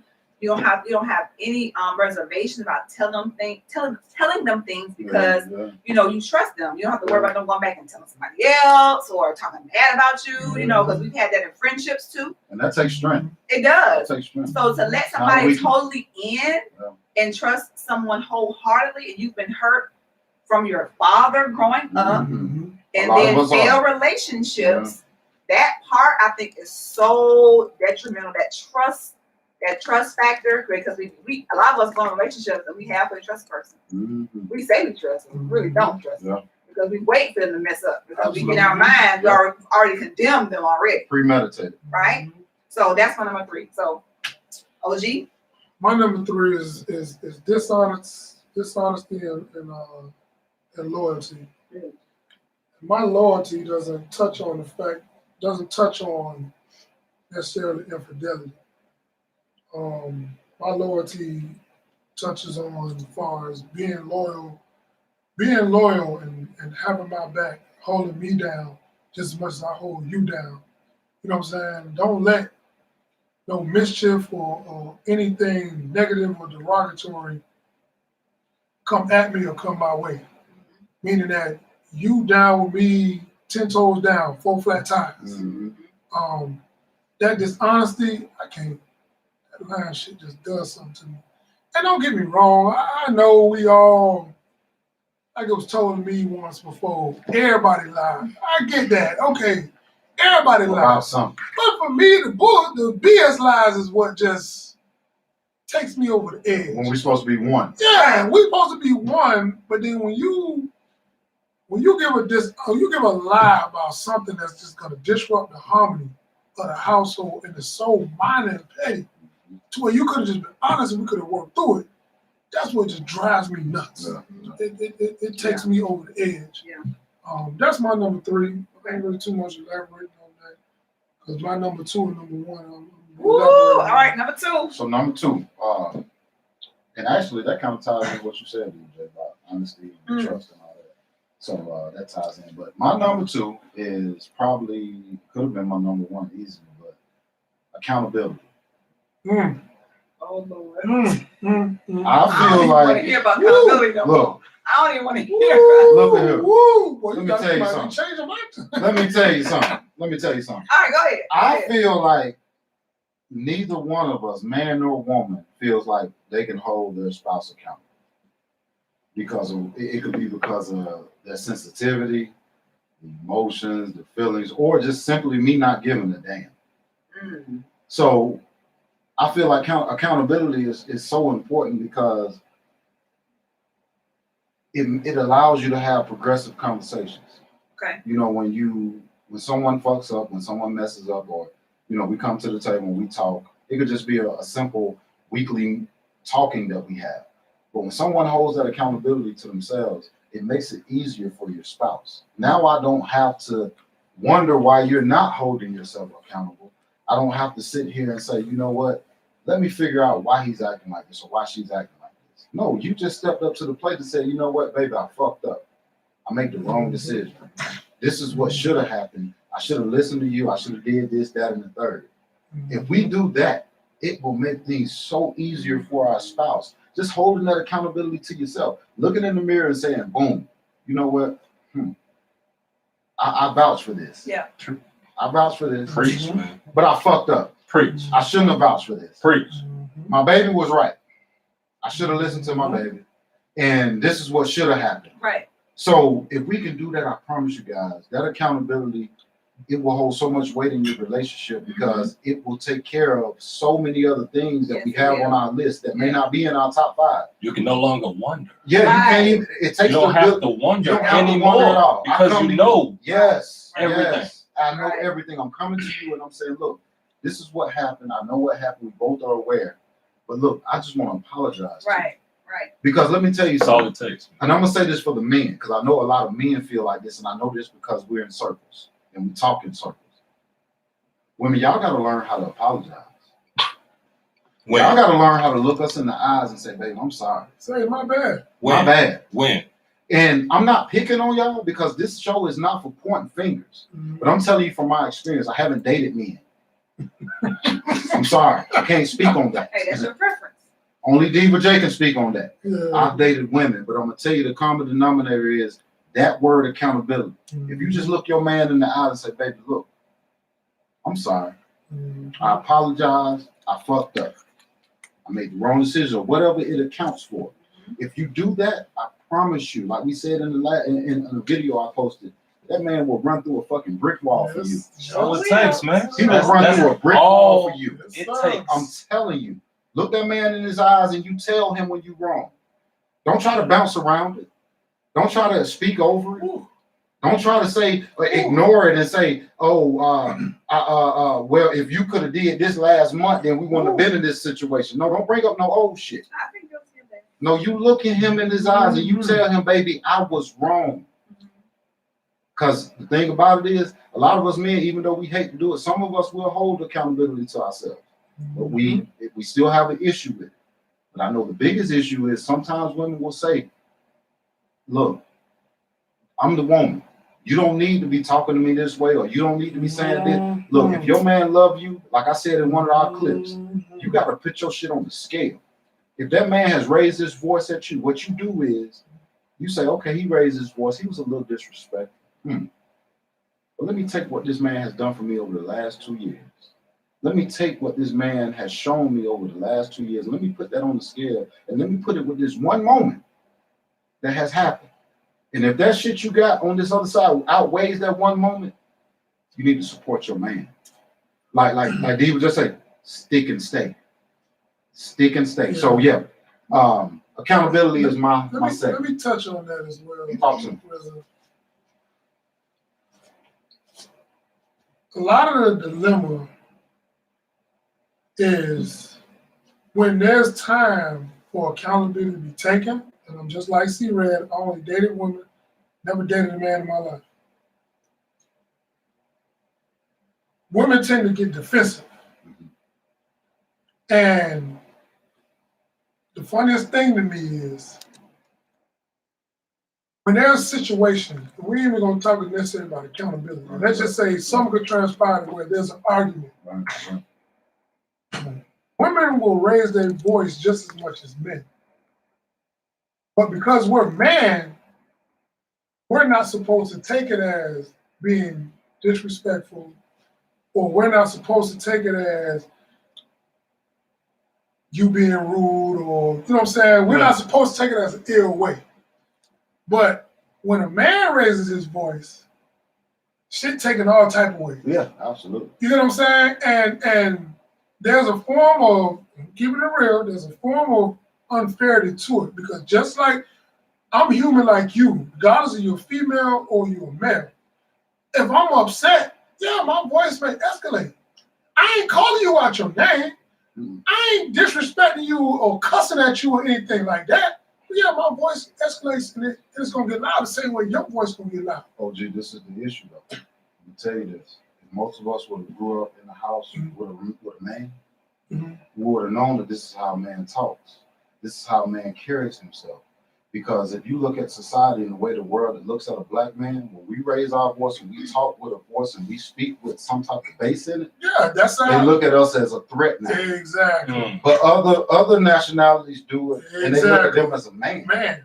So what I'm trying to tell my women is, baby, this is how a man's supposed to act. We're lions. If you got your real one, that's like what a lion do a lot of times when he upset. Don't he roar? He roars. He roars, don't he? He roars. Okay. So what I'm trying to tell you is you got you. I knew it was coming.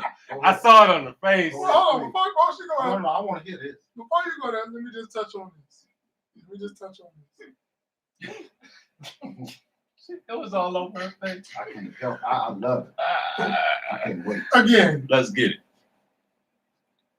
Women, unless it has generated to a form of disrespect, to where there's cussing involved, calling you out your name involved, degrading, then yes, you feel the way you need to feel.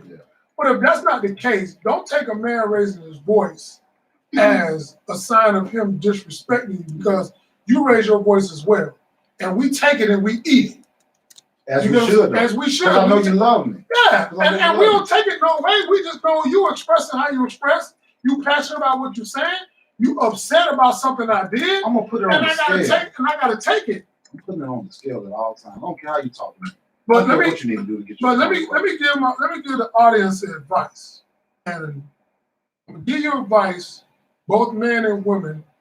Take this advice, and this is how each party can maneuver through accountability.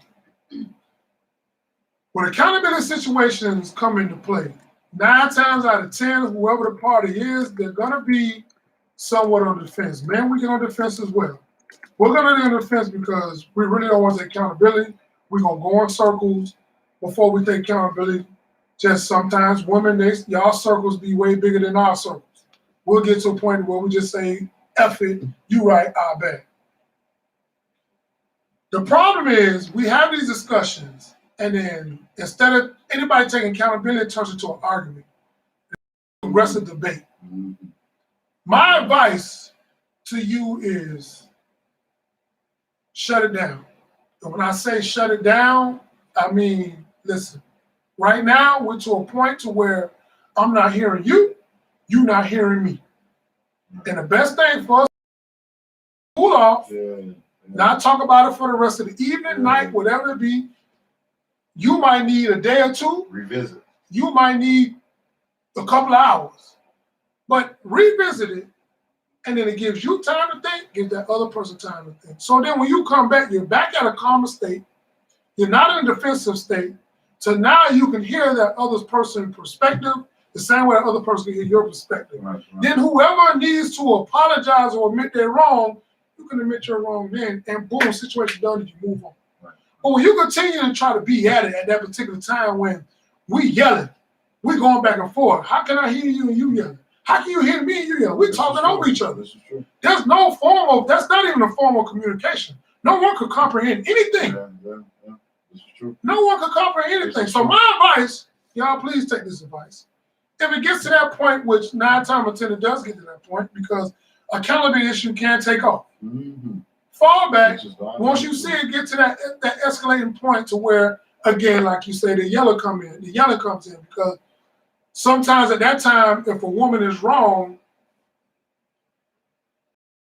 based on my experience. My experience. When a woman is wrong, you have to stroke that accountability out of her. You got to massage it.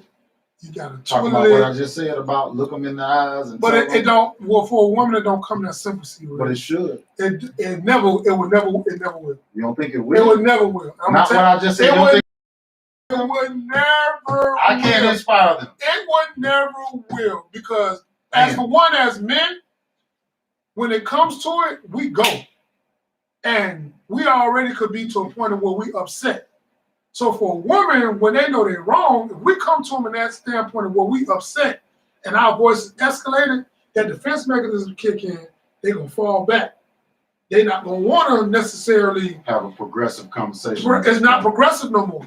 Now it turns to an argument, because she's gonna feel attacked. She's gonna feel as if like, okay, well, you coming at me aggressively, we can't even have a debate. So now she got to feel she got to defend herself. So in the form of her defending herself, it turns into a conversation back and forth. So now we're not listening to comprehend. We're not listening to comprehend. So for us as men, we gotta, not the word manipulate, we gotta foreplay that accountability out of them. We gotta foreplay. We have to, and it's hard for us because, again, we're lions. We're coming from a place of where shit, we run. We pissed off. You know, like, damn, it ain't really have to get to this. And we go straight to 10. But when we go straight to 10, they get defensive. So let me say this. Yeah. Go ahead. Let her go. Because the comments over here. Because I'm going to tell you this. Hold up real quick. You got to do it real quick. The women depending on, because I need to hear this. Because Look. Ring the bell, goddamn. I already did. I'll ring it one time. The comments going off over I'm there. trying to be patient. Go ahead, dude. Let her go. Let her go. Let her go. Okay, so Let her go. the yelling part. You're not about to yell at me. No. Go ahead. We are partners in this relationship. I'm not a child. Point. So just like y'all want to be respected as men, as the head of the house, y'all don't want to be disrespected, someone talking to you any kind of way. We deserve that same respect. You don't have a pass to yell at me just because you're passionate about what you're speaking about. Just like you just said, we can take a time out, we can come back, we can talk about the situation. I feel like if y'all can, and that's what we need to grow. I'm guilty on that. I'm speaking from experience. I'm guilty. I've been that person that did not listen to understand, listen to respond, don't want to hear nothing. I'm mad, I'm going off, but it gets us nowhere. So what I'm saying is, I agree. I want the relationship to be, I can be furious, I can be upset. I want to have a conversation with my man. If I feel like I'm not listening, I'm too upset, I'm going to elevate my voice. That's what I said. Sis. No, that's not what you said. You said that men, you know, we're a lion and we come out and it should be okay. And you said, wait. And you said, balance it out, compare this situation with them yelling at you to all these good things they've done. I'm not allowing none of that. My thing is this. It doesn't matter what you've done, how much you've done, what you bring to the table. It's still a matter of respect. And when you go to the extent of yelling, to me, that's disrespectful. Yes, you're going to get passionate about what you're talking about. When you're hurt, passions, emotions, all that's going to come out. Yelling? But if your voice is elevating, your voice will elevate. Because elevating is a form of yelling, right? Correct. So then we have to stop the communication. Is that a deal breaker? No, I didn't say that. What I'm saying is, because a lot of times men and women will shut down when that person starts to yell at them. Or get defensive, So let's not yell. And that's what I stated. No, but you said women have to understand that we're lions. And when we raise our voice, that is not being passionate. I'm not accepting it. Hold on. You missed other key points when I said that. Okay. I said men are lions and we roar. I said, but when we roar, we're expressing what we're saying. Yeah, we get loud. I said the difference is women do the same thing and we take it and we eat it. No. We don't take it as a form of disrespect. That's exactly what I said. But that's disrespectful, period. No, let me explain it to it. You know why? You know what? Hold on. Thank you. That's what I'm going to say. You know why we don't take it as a form of disrespect? Because it's the words and the content that is used. If as a man, we know we messed up. Yeah. And you got the right to where you passionate and you upset and you yelling, we gonna take it and eat it. We're not gonna sit there. Now, if you're talking to where you calling me out my name, you cussing at me or something, that's what I stated earlier. Now, that's where it becomes disrespectful. But if your voice is escalating, we're not gonna sit there and feel any type of way. No, you got the right. But what I said in return is, when a man voice escalated, women need to understand that as well. We're not, if we come at you to where we disrespecting you, and we, you know what I'm saying, we call you out your name, we cussing at you, yes, that's totally different. But if our voice escalated because we're upset, we got the right to be upset too. Yeah, that's true. The same way y'all do. It's okay. But that's what I stated. But it's okay to be upset. But my point is, you're saying if a woman does this, we're going to eat it. This is good. Right? If a woman does this, we're going to eat it. No.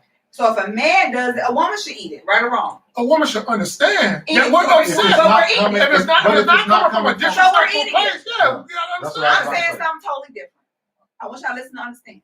Talk to me. I'm saying it should never get to the point where you're yelling, period. I agree. And it goes back to what I just did. Calm down. Time out. Let's talk. What did I just say to the audience? We have to talk though. You're saying the same thing. You're saying the same thing. No.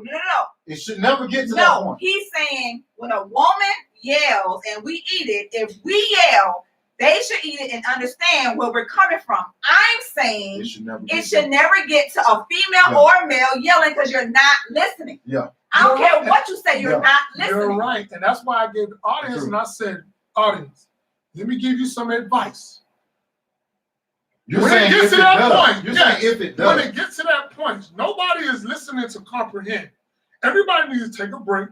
You're saying if it does get to that point, everybody needs to take a break, calm down, evaluate the situation, get it from your point of view, admit to yourself what you've done wrong, the same thing with that person. Mm-hmm. So when you do come back together, now you can have a calm conversation, a progressive conversation, and then whoever was wrong can admit to where I was wrong. Mm-hmm. That's what I said. Maybe I put it in the wrong context when you didn't receive it right. I apologize. Sometimes it can come off that way. But that is what I said, and that's what I said to the audience, and I said, I'm going to give y'all advice on what to do. But see, Diva J is saying that it should never get to that point. You're saying that if it does get to that point. And she's right. It should that's never why get I say to that both point. of you guys But it does get to that point. Let's be honest. It does. It does get to that point. Because of lack of communication. It's not even which is coming up. See, right, I'm not even going to say lack of communication. I'm going to say it's to a point where if you're upset and you're pissed off, it's human nature. Yeah. It's just gonna happen. You get what I'm saying? Now it can, and that's subjective now because some people react differently. Some people react differently. But 9 times out of 10, one spouse may get a little upset and it can get a little escalated. You get what I'm saying? If it gets to that point, like Diva Shay say, it shouldn't get to that point. And like I said, if it does get to that point, then these are steps that need to be taken to where both sides happen. And that's what I'm saying. It's not just men and women. And it's somebody out there that's dealing with either side. And since you're right, it can get to a form of disrespect. Mm-hmm. But I think for men, we don't look at it as disrespect, especially if we know we pissed you off. If we done something and we know you upset and we talking about it, and let's just say that we don't want to admit that we was wrong. Mm-hmm. Ain't no way, I don't care what nobody say, even in the audience. Women, y'all gonna get upset. Yeah. Your voice gonna escalate. The same way vice versa if it's man. If you know you done did some dirt, you know you done, not dirt, but you know you done something wrong, and we come to you about it, you sit up here looking us dead in the face, just not taking accountability, that man gonna get upset. That's what I was about to say. I was about to say, the way we can avoid the escalating. It's just taking accountability for the job. That's it. But as humans, we don't. We don't. As humans. But that's why I got my number 2. Because if we just take accountability, we can avoid everything y'all just talked about. You're right. We can avoid getting into any type of issue with our spouse by just simply coming to them. Not waiting on them to come to us, but coming to them. And just saying my bad. And just saying my bad. And that goes for man and woman. Now, I'm not saying man does it more than a woman or a woman does it more than man. What I'm saying is that we all got to do it. I agree. We got to come to the table and say, look, man, I fucked up. So the common goal in my man C-Riz is number 2 with the accountability. Don't let it linger. If you know you're wrong, my bad. Mm-hmm. And then that does not create disharmony in your household. Right. Because what your significant other is going to do and what y'all don't realize, that accountability weighs so much to where it's not going to null and void anything. Some people don't realize that is the trust. Yeah. Because I know, personally, I'm going to talk for me. If you take accountability, it takes trust to another level. Mm-hmm. Because I know deep down inside, if you done messed up, you're going to say I done messed up. Absolutely. You get what I'm saying? And boom, I promise you, from that day forward, that's whatever happened, shit is done. Yeah. Let's move on. Baby, did you learn from it? Yes. So you know what to do differently? Yes. Boom, let's take off. Right. Mm-hmm. And then what's going to happen is I'm going to be able to trust you in the next situation that we just left out of that you took accountability of. Right. You get what I'm saying? I'm going to be able to go ahead, okay. Vice versa. She knows she learned from it. He know he learned from it. So, we right back as a sum of a similar situation. He going to know how, or she going to know how to handle it moving forward. Yes. Then we cool. Yes. So, accountability, audience, that's like you say, we seek growth. if you know you're wrong, you know you messed up, man, just take that accountability. Own up to Eat it, own up to it. And go to your spouse first. Yes. Don't wait till they come to you. Yes. Go to them first and y'all and get that elephant out the room. As well. Get that elephant out the room. So yeah, accountability, as y'all can see, it kicked up a lot of dust. Yeah, I ain't got my number 2 yet. Yeah, we number 2, and that's right. As you can see, hold on.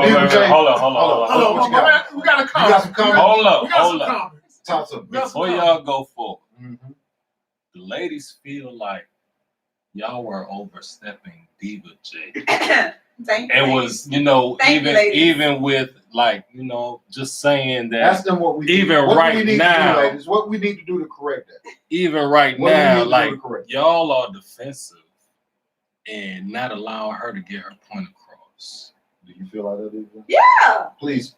Well, and look, she feels we that about way. to shut the hell up. Excuse me. We adults here. We about to shut the fuck up.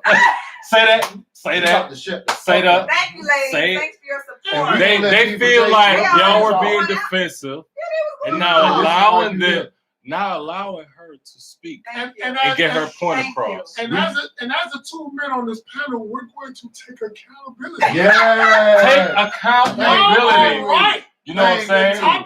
You gotta remember, it's 2 men and only one Diva J. And yes, our sister was ringing that bell. She was ringing the bell. And we were still talking. We're taking accountability. Yeah. We apologize. Diva J will apologize. The floor is yours. I'm zipping my shit. Let her get her point across. Yes. Thank you. Please. Thank you. There's a lot of females that feel like, okay, they don't understand. I'm not gonna say they don't understand. No, say it how they say it. How they say it. No. I'm gonna say it like this. They don't. A lot of the things you guys are speaking on are based off of experience. Yeah, absolutely. You know everything that we're speaking on is based off of experience. Yeah. So they're like, oh, you don't think females apologize? This, that, and the third. But Diva J is here to speak for them. Absolutely. You know what I'm saying? Which is why we need to hear that. So they're like, allow her to speak for those women that feels the same way that she feels. Can I apologize? Go ahead, do your thing. I just want to apologize to y'all because that is something that we kind of get caught up in when we go back and forth because we do feel like this show was kind of started off of, y'all remember, was we feel like the man's voice is not heard. So that's why we kind of get caught up in it was heard. Yeah. It was heard. So we apologize, and I want y'all to know, women, this is what Diva J is here for. Represent y'all. Yes. We here to listen, and not only listen, but take heed. So Diva J, please. Please. I know y'all finna say something. No, he ain't talking about he ain't got nothing to say. So where your switcher? Where your switcher?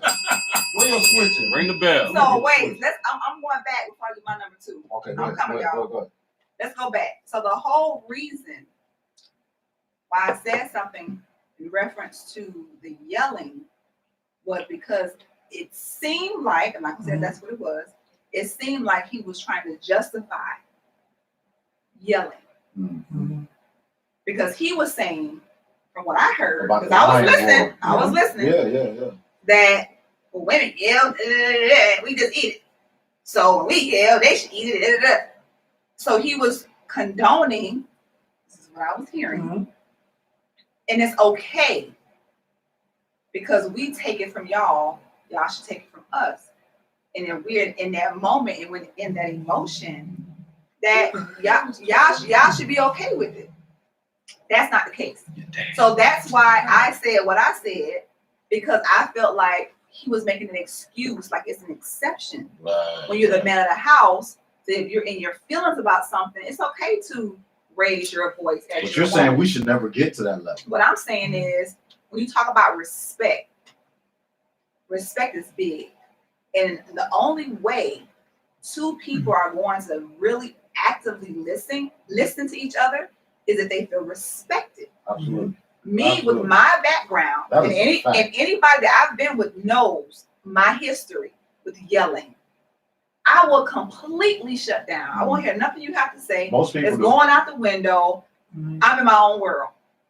So if you know that, or even if you didn't know that, just generally speaking, but if you know that, if you feel your voice is about to elevate, Joy's not going to hear me. DJ's not going to hear me. Let me just pause.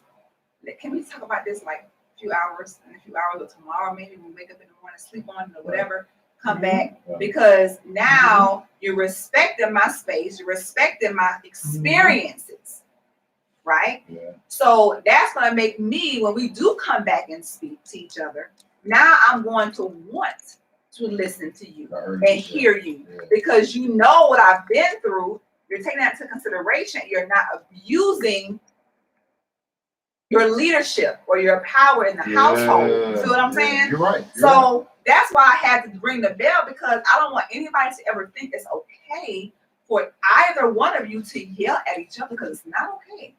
Leadership. It's not okay. Leadership. You're the man. Leadership. You want us to be submissive, right? Leadership. You're the man of the house. You're the leader, but you're yelling at me. Leadership. Lead by example. And we're partners. Right? Yeah.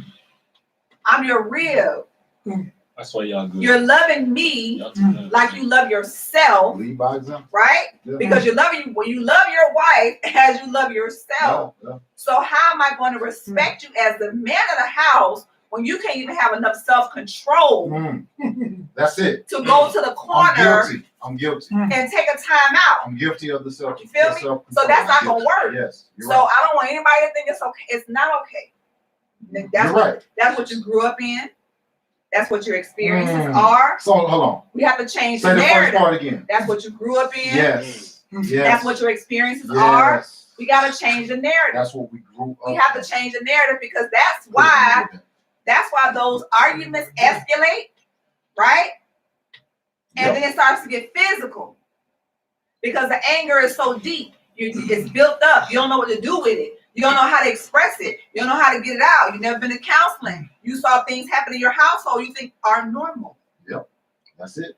So I'm not going to accept a man, a husband of mine, yelling at me. No, say that shit again, because it's a lot of women that I'm not going to accept or respect a man, a husband of mine, yelling at me, but I'm also going to give him the same respect. Thank you. That's what I was about to say.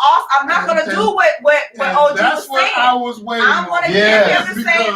I'm a real one. I'm going to give him the same respect. That's it. But we both have to have enough self-control so when we are heated, when we feel our blood boiling, that's it, and we want to slap you. Yeah. Because it's going to happen. Real. It's going to happen. For real. Yeah. I'm saying, you know what? It's going to happen. I need a break. Time out. Let me get myself together. So I'm thinking some things I shouldn't be thinking right now. No. Self-control.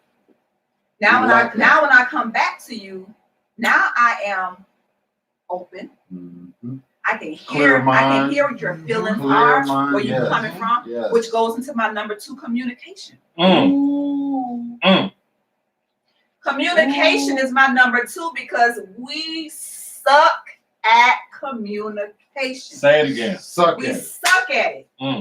Because we listen to respond. As soon as we hear that one thing, that one trigger, that one thing to make us click, say it again. It's a wrap. I haven't heard nothing past part A. Mm-hmm. And when you done, if I don't interrupt you, I'm coming back to A. I ain't heard B, C, D, E, F, or G. We have to listen to comprehend and to understand and to validate. Yes. We don't do enough validation. Yes. Validate how the person feels. I can understand how or why you feel that way. I can understand that. I'm sorry for how that made you feel. Accountability. Yeah. But if my experience, Diva J's experience, if in my relationships from my father, if I was always shut down when I tried to communicate, what am I going to do with my marriage? Shut down. Repeat. If from my father, I was shut down when I tried to communicate. Duplicate. What am I going to do in my marriage? Duplication. So if I'm trying to talk to you, and any indication, feeling, signal, sign that you're not validating, hearing me, listening to anything I'm saying, and you're trying to shut me down, I'm going to shut down. I'm not going to want to do nothing. Right. I'm not nothing. I'm not gonna communicate. Guess what? When you make me feel a certain type of way, I'm not even gonna tell you. Right. I'm gonna keep it right here. Right. And when you do it again, I'm gonna keep it right here. And then once those incidents have built up inside of me, and when I explode, you wonder, oh my God, we just had an argument about pizza. What in the world is that? What? You just got loud? What? You yelling? I ain't text you back. I ain't text you back fast enough. Wait a minute. What's going on? Yeah. Because you have bottled up all those instances right here because you have been shut down when you tried to communicate or made to feel like what you felt wasn't right and it wasn't validated. So now when I blew up, it's a big deal, and I'm shooting you left, right, front, back. Let's talk about that pillow talk too now. Yeah. Because that's part of that communication too. Men think that's soft. No, baby, you got to go back and lay down with your woman and talk to her. You have to talk. You got to talk to her. And sometimes, some nights, it's just going to be listening to her. You got to do that. Pillow talk. It ain't soft, brother. It ain't. It's actually just sitting there listening to your woman, and you need to get into expressing your feelings too. And I'll tell you this. We don't know how to do that because we didn't see that in the household. So I just want to touch on that and say, man, we gotta understand that communication goes beyond just talking to your spouse throughout the day. You know, when you wind down and you go back there and lay down, y'all don't put the kids to bed, man. Listen to what she gotta say. You know what I mean? Listen to what she gotta say to enhance the household. And also, women, listen to what your man gotta say to enhance the household. That's all what it's about. It's all about brick by brick. Yeah. We're gonna take this brick by brick and we're gonna build this household. And if it takes private conversations in the bedroom, that's usually what it takes, because both of y'all gonna be busy throughout the day handling y'all duties. I agree. So when you come in that bedroom, you close that door, that's y'all private conversation. That's when you need to talk, and men think that's soft. Right. You know, you hear it in these rap songs about pillow talking and all that. No. If you're trying to live lifetime with somebody, pillow talk is necessary, man. Quiet time. Quiet time is necessary. Put on a little soft music and talk to your spouse. Put on a little soft music and talk to her. No distractions. Yeah, no distractions. And sometimes men, it may just cause you to listen. That's it. Not even respond. Because women are different. Women are a little funny. They're a little funny. Sometimes they just want you to listen, bro. That's it. That's it. Just listen. They don't even need you to respond. They just need you to listen. Right. I had to learn that. You can't give your opinion on everything. Sometimes you just need to go ahead and just open them ears up. Yeah. And take that dig out the boxes. That's my mind. Say it again. Number two. Open them ears up. Open them ears up. Open them up. Open your box. Open your ears and do what? Open the box to hold it up. I know what she wants. She wants you to listen and open the box to hold it up. Go ahead, OG. So actually, my number one and number two. No, number one, just number two. No, I'm saying it was somewhat of a toss-up, but you know, I know what weighs more value between the one and the two. Yeah. And my number two was communication. And for me, I'm a very talkative man. When I'm in a relationship, marriage, I like to dig into my significant other's soul. Absolutely. You get what I'm saying? It makes the sex better. Not just that. I'm just saying it makes everything better. I'm just saying you're right. It does, but I like to dig into their soul, and like they know me. I probably would know them better than they know themselves. Yeah. Because I've taken that time to dig into your soul. And like you say, those pillow talks. My pillow talk is mainly focused on me and you, this household, what we need to do. So if you come home with situations at work, I'm going to listen. Now, what I am guilty of what you say, sometimes I do respond when I shouldn't respond. Me too. I give my opinion. Sometimes when you don't want to hear an opinion. They don't even need. You don't need an opinion. And I am guilty of that. And I'm learning that. And I'm learning moving forward just to understand when it's time to listen, when it's time to shut up, when it's time just to be an ear, and then I guess wait for the. They'll ask you for your. I was just gonna say wait for the babe. If what they you want think? your shit, they gonna ask you. And that's what I was gonna say. That's the wait funny thing about wait for the babe. What you think? Yeah. Babe. Yeah. What's your opinion on it? Wait for that. Yeah. If you don't hear that, shut up. Yeah. Right. Just listen. Mm-hmm. And I'm learning that, and I'm actually getting it. But communication for me is beyond key. Because if I can't talk to my significant other, I can't bounce things off of my significant other, and it's vice versa, bro, I don't think we're going to work. Yeah. That's just how important that is for me. Both ways. Correct. No, we talking about OG. This is me, because this is my top 5. Absolutely. Right. And why communication, why I say why between 1 and 2 and communication end up being number 2, because if we can't have dialect, you want that substance back. Bro, I want it. Yeah. I need it. Yeah. And not only I need it, I need you to be able to be comfortable to reciprocate it back to me. Comfortably uncomfortable. Comfortably uncomfortable. Yeah. And I say that, and I'm glad my boy Vigo brought that into play. Communication has its comfortable side and its uncomfortable side. Absolutely. And for me, I'm the type, I don't care what side it is, I'm going to come to you with it. We got to deal with it.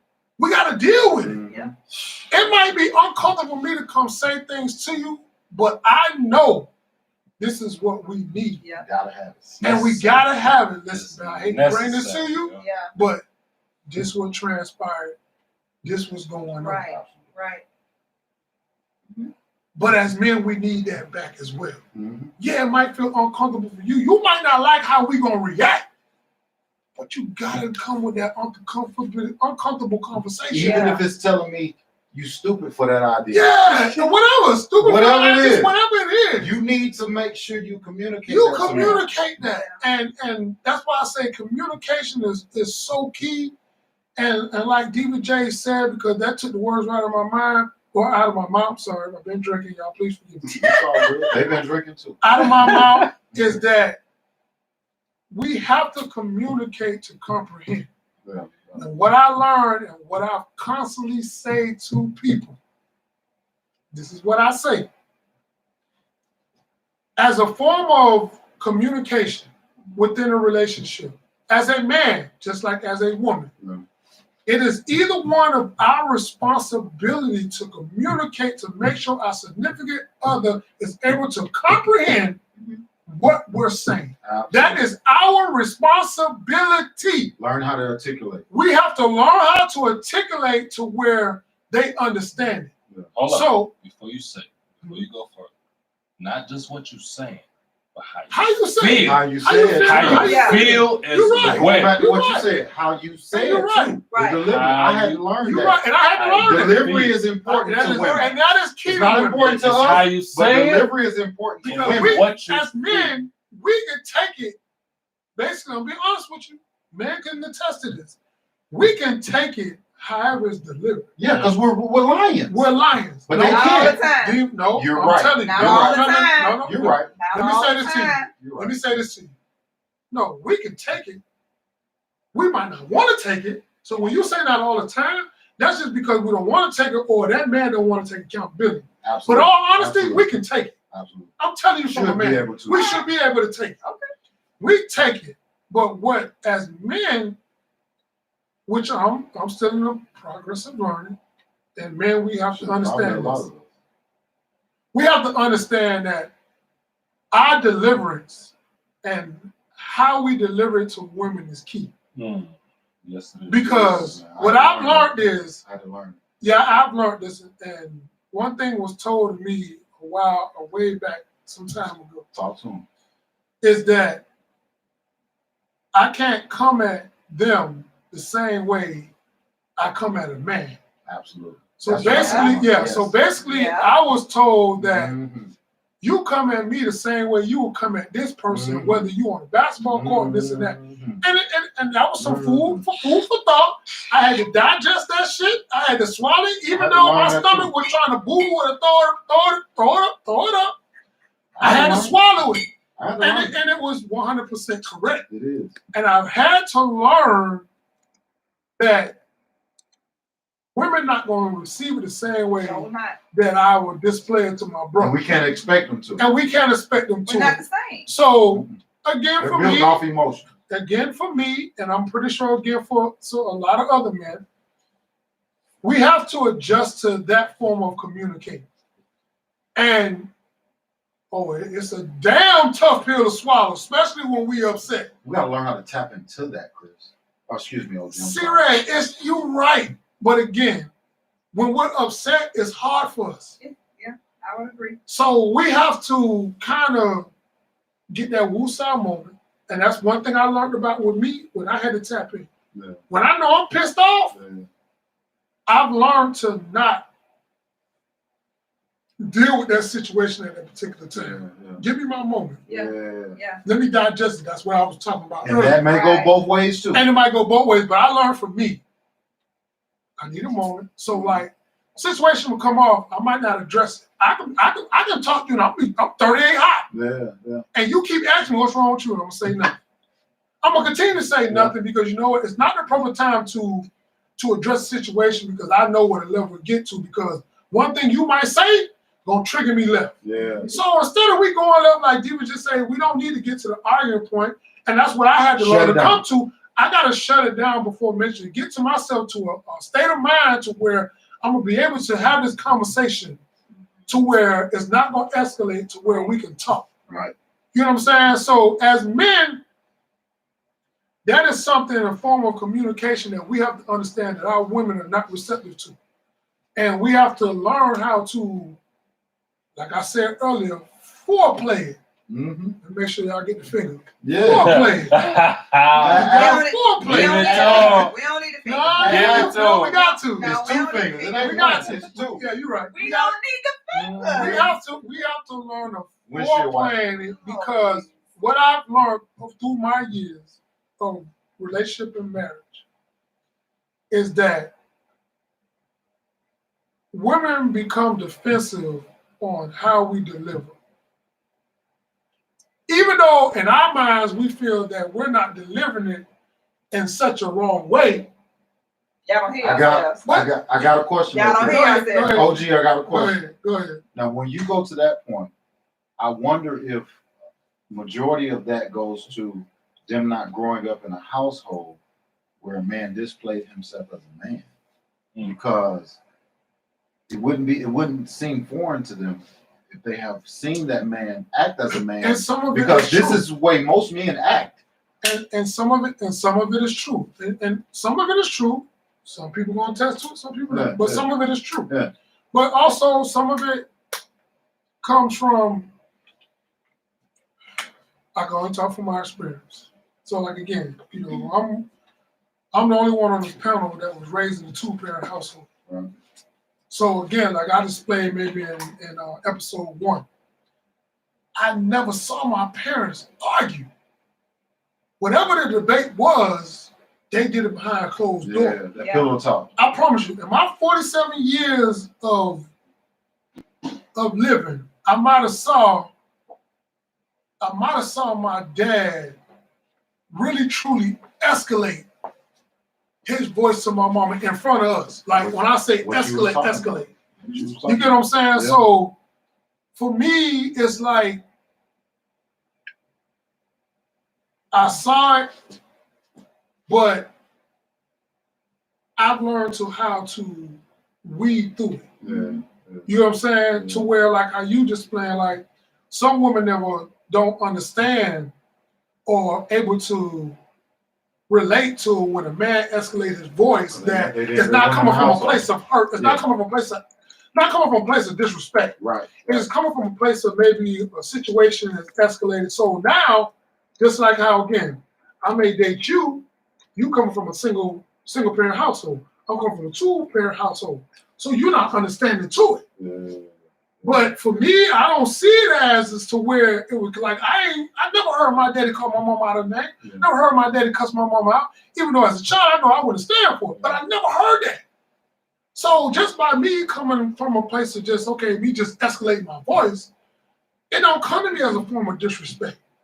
But for her, it comes to a form of disrespect because she never saw it. She don't understand it. That's what I'm saying. You know what I'm saying? And you're right. And she don't understand it. Exactly So what I'm saying. for me, I had to learn that. You know what I'm saying? Because what I've dealt with, I haven't, honestly, maybe, I'm going to say maybe 2 women I probably dated that. In your adulthood or close to your and adulthood? Close to my adulthood. I'm going to say out of high school. Yeah, right. So it's 2 women from out of high school up until now that I've dated, maybe that was raised in 2-parent household. Everybody that I've dated have been raised in 2-parent household. That's most of us. Though. So it's been a really extremely tough adjustment for me. Yeah. But I appreciate the adjustment because it helps me grow in that area. But this is what this show is for, Chris, to communicate and understand that even though we didn't grow up in those households, we still got the ability to go out and seek that information. Yeah, absolutely. We got to stop falling victim. We got to stop using this shit as a victim role and start saying, you know what?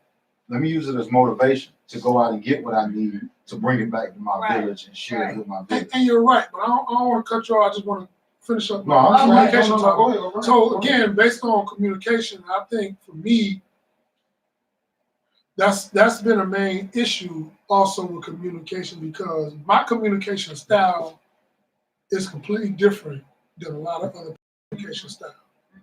You get what I'm saying? But like I've always stated, and what I've always said, when 2 people come into a relationship, each person has their own reality of life. Their reality of what they've been through, what they've seen, what's the same way with me. That is true. But when we get together and we decide on we're going to take this to another level, someone in that part, in man or woman, has to succumb to someone's reality.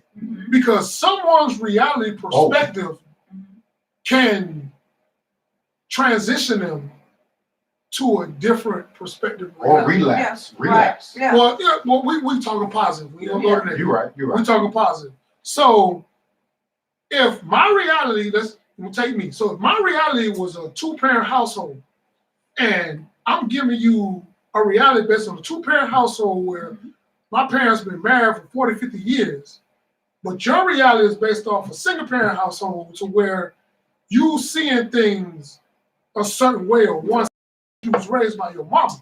That's a common issue. And that's not a common. It is a common issue. I'm saying like as far as when we link up with someone. It is a common issue. But if I'm giving you a different perspective or a different reality lens, then you might need to say, well, you know what? Let me take some of my reality, push it to the side to where I can come to his reality because his reality could be more productive or more conducive to the relationship. And vice versa. Even if it's a woman might have been raised in a 2-parent household. Both is helpful. Both is helpful to an extent. Yeah. But has to adjust. Depending on what we're talking about, because we're talking about survival mode. See, Red, somebody, and I'm glad you touched on it, but somebody reality has to adjust because you know what? I'm gonna be honest with you. If you're raised in a single-parent household, 9 times out of 10, your scale barrier is survival. Yeah. Yeah, exactly. To where my scale barrier is love. Exactly what I'm saying. You get what I'm saying? So you have taught me on survival because all you saw was that single-parent survival. Absolutely. That's all you saw. So not to say that you don't know love, but there's certain contexts of love that you might not know that I bring to the table. So you have to adjust that reality. Which is why we become one, though, Chris. But you have to adjust that reality. You have to adjust that reality. Yeah. So that's the form of another, communication to where I bring a certain form of communication to where you bring a certain form of communication. But if our communication, there's a barrier, somebody has to. That's part of taking accountability of saying where I'm the lesser of. There you go. If I'm the lesser of, meaning if I come from a household where I didn't see this, and you come from a household where you did, then I need to take your lead on this. I need to take your lead on this. Because hell, there got to be some correct, regardless of whatever. If your folks still together 50 years, you know what I'm saying? Because something is working, regardless to what. You know what I'm saying? So that's my communication. That's why communication is number 2 for me. As y'all can see how long we elaborate into it. No. It's needed. Communication is priority, and it might not. It's number 2 for me. It could be number 1 for y'all. It could be number 5 for y'all. But I guarantee you, it's in your top 5. It is. It should be. And it should be in your top 5. All of us. Top 3, really.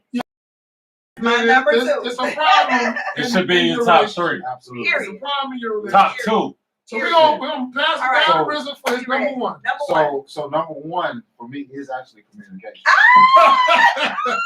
It is. So you see, you already know. So y'all see what I'm saying. Number 1 is definitely communication. And just to add a little bit to what C Smooth was saying, what OG was saying is that, you know, communication is definitely, I guess, you know, the backbone of every relationship. I don't care if it's a personal relationship or a friendship or just a family member. You know, communication is something that I've learned that, you know, you have to do. There's no way around it. Yeah. So, you know, you have to express how you feel, Yes. no matter if it's something that you are ashamed of, something that you may feel bad about. You have to express how you feel. So communication is probably the center stone of everything you do in these top 5. Yes. And which is why it's my number 1. Okay. So communication probably is something that we all are lacking because we either That is so true. we probably feel like we can't do it, or maybe just the partner is not receptive of it. So what I want you guys to understand is that even if your partner is not receptive of it, you need to still go to them. Yeah. You need to still talk. Yeah, you have to. You need to still express yourself. You have to. Telling them how you feel. I don't care if they're eventually what's going to happen. 1 or 2 things. They're either going to get on board or you're going to have to end up looking for other options. I hate to say that, but it's the truth, because communication is vital, which is why it's number 1. Yeah. You got to communicate with your partner, which is why I brought up the pillow talk. Yes. You got to have what I call round table talk. And I want you to implement your kids into this. You need to have a round table talk when it's just you and your spouse. And you need to give your kids a voice too. Meaning you need to ask your kids how they feeling. How they feeling about school. Is there anybody that they feel like is bullying them? Is there anybody they feel like they need to have a talk with because they don't have an understanding with them? Right. Maybe you need to coach them through going to school and having that talk with that certain kid. Yes. All of that is important. And you got to do it with your kids because you got to give them a voice, because the main problem our kids are experiencing right now with our household is they feel like they don't have a voice. They're just being told what to do, which is how we was raised. Yeah. We was raised off of fear. I'm going to tell you what, people. Social media has eliminated all fear. Yes, it is. Yes. Social media has eliminated all fear. You remember back in the day when we had to go grab that encyclopedia? We had to go grab that encyclopedia and turn them pages and look in alphabetical order of what our mama told us. If our mama told us about a penis or about a vagina, we had to go and look alphabetically and say, you know what? Okay, this is what a vagina is. This is what a penis is. You know what? Our kids don't have to do that. Yeah. They can just hit. They can just hit the button. They can hit Google. They can hit send. They can hit whatever they need to hit and find out the information. So what I'm telling you people is that times have changed. Yeah. You can't raise your kids off of what you did in 2010. Yeah. You have to adapt. That's right. You have to adapt. So what I'm saying is, people, the communication is important. Yeah. Allow your kids to communicate to you. You communicate to your kids, and all of us are guilty of it. Yeah. Because we were raised how we were raised. We were raised off of fear. So we go into this shit trying to implement how we were raised to our kids, which is the fear. And we realize, like, you know what? I can't beat this social media. I can't beat them. So I got to join it. Right. But what I got to do is find a way to implement my way of parenting into the social media, because all of us got different ways of parenting. Not telling you how to parent. What I'm telling you is that you need to get aware of the reality. The reality is that this is the world we live in. Right. Our kids are living in this world. And by the time they're our age, this is all they're going to have, this social media. So you have to implement it some way. So all I'm telling you, parents, is just go ahead and communicate with your kids, give them a voice, but also separate it, draw a line. So when you get back in that bedroom and you close them doors and you have these type of conversations, comfortably uncomfortable. Yes. Y'all have these type of conversations with each other, and you tell your spouse what you are comfortable with and what you're comfortable with, and y'all talk. Right. you don't go without telling you or allowing your kids to have that voice as well, because they are part of the family. They're your future. A lot of people kill me when they sit there and they wonder what's going to happen when you get old. No, if you plant these seeds early, you're taking care of the person that's going to take care of you when you get old, which is your kids. Take care of your caretaker now. Plant them seeds now, because when they get older, they'll take care of you. So my number one was communication. I don't have much to express. I just want to make sure I put that out there. So we can go ahead and leave that to your number one, but communication was my number one. Give me 1 second. Talk to me. Let me just express this to the audience.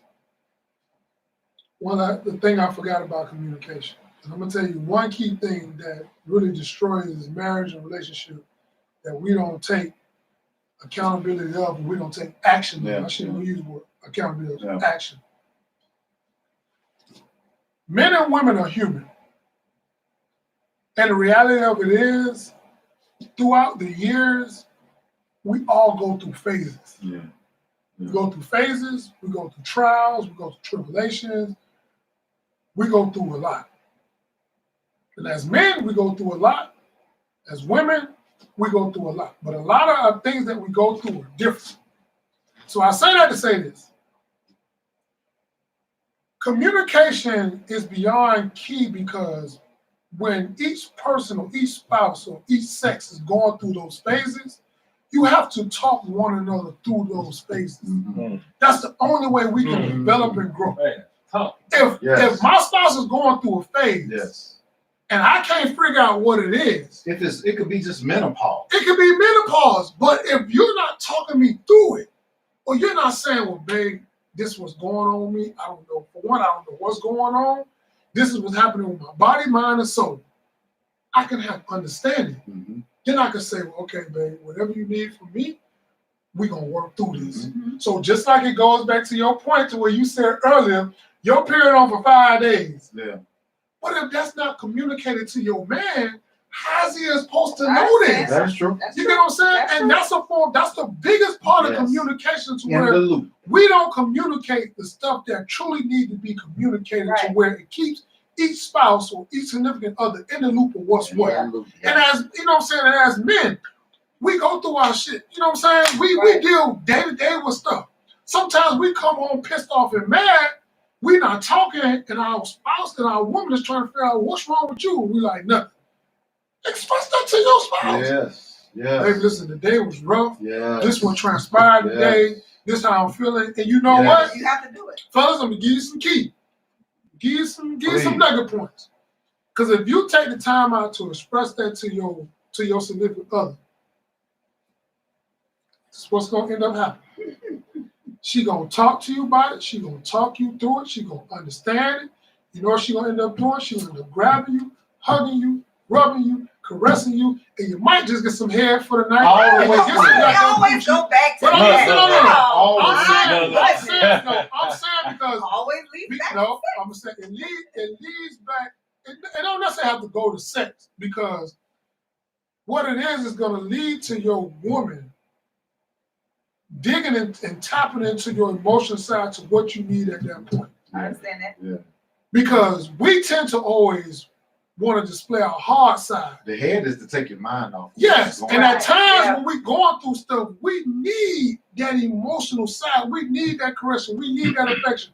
We need our women to talk us off their ledge. We need our women to say, well, baby, listen, I understand. It's going to be all right.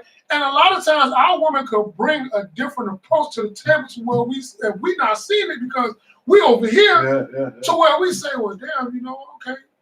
Yeah, let me look at it that way. That makes sense. You get what I'm saying? So as men, you know, that's what we need to do. And as women, we need y'all to express those phases.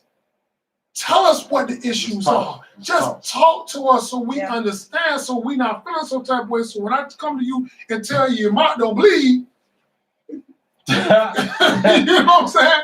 We understand why at that particular time you and your parent and your mouth and everything else is bleeding. I don't feel like it. I just don't feel like it. We just don't feel like it. So we understand. And we got to take it and run with it. And that's that communication. Like you said, go in the bathroom and handle that. Thank you. Those deep communications that need to be had that are really not being had.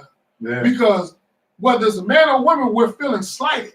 Because it's making me go out and involve a third party. Exactly. And we're talking to a third party. Yeah. We don't need to talk to a third party. Yeah. We can have that conversation with our spouse. And let's keep it real. We all say this is what we want. Mm-hmm. We want our significant other to be able to talk to us about anything. Yes. So just as much as we want them to talk about anything, we got to be open and willing to receive anything that they talk about. Even if it hurts our feelings. That's that form of communication. That's it, brother. We got to realize there's level to this communication on both parties. On both parties. And we have to tap into that. Yes. So it ain't just talking. No. We have to talk to that emotional, that deep, that uncomfortable communication to where, because what it does, when you give me that uncomfortable communication, that uncomfortable communication turns into comfortable communication. Yeah. And it allows us to be able to express the things that you might think that I was nervous about bringing this to you, but now I'm not nervous. Yeah, you're right. Because in our past relationships, we couldn't. Yeah. But in this relationship, we can. Right. And that's just one, and Diva J touched on it back in episode 1 to where she wants to be comfortable to talk to her significant other like, yeah, this nigga here brought me 10 drinks. Yeah. You know what I'm saying? Yeah. And her significant other say, well, you know what? Cool. Fine. You know what I'm saying? But we have to be comfortable in that mindset where we have to be comfortable to have those uncomfortable conversations. Tell me whatever you need to tell me. Right. And we have to be able to talk about that. We have to be able to dig into those, to initiate those, to where that form of communication is so powerful, nothing could disrupt your relationship or your marriage. Yes, right. I just want to touch on that. I'm sorry for taking up time. No. Go to Diva J, number 1. Hold on. Before we go forward. Yeah. We got a question? No. Oh, okay. No. We have to be able to have those conversations, and nothing changes. Hey, you're right. Nothing changes. You're right. That's true. No judgment. Because there's no judgment. There's no feelings that just erupted to where I'm standoffish. You're standoffish.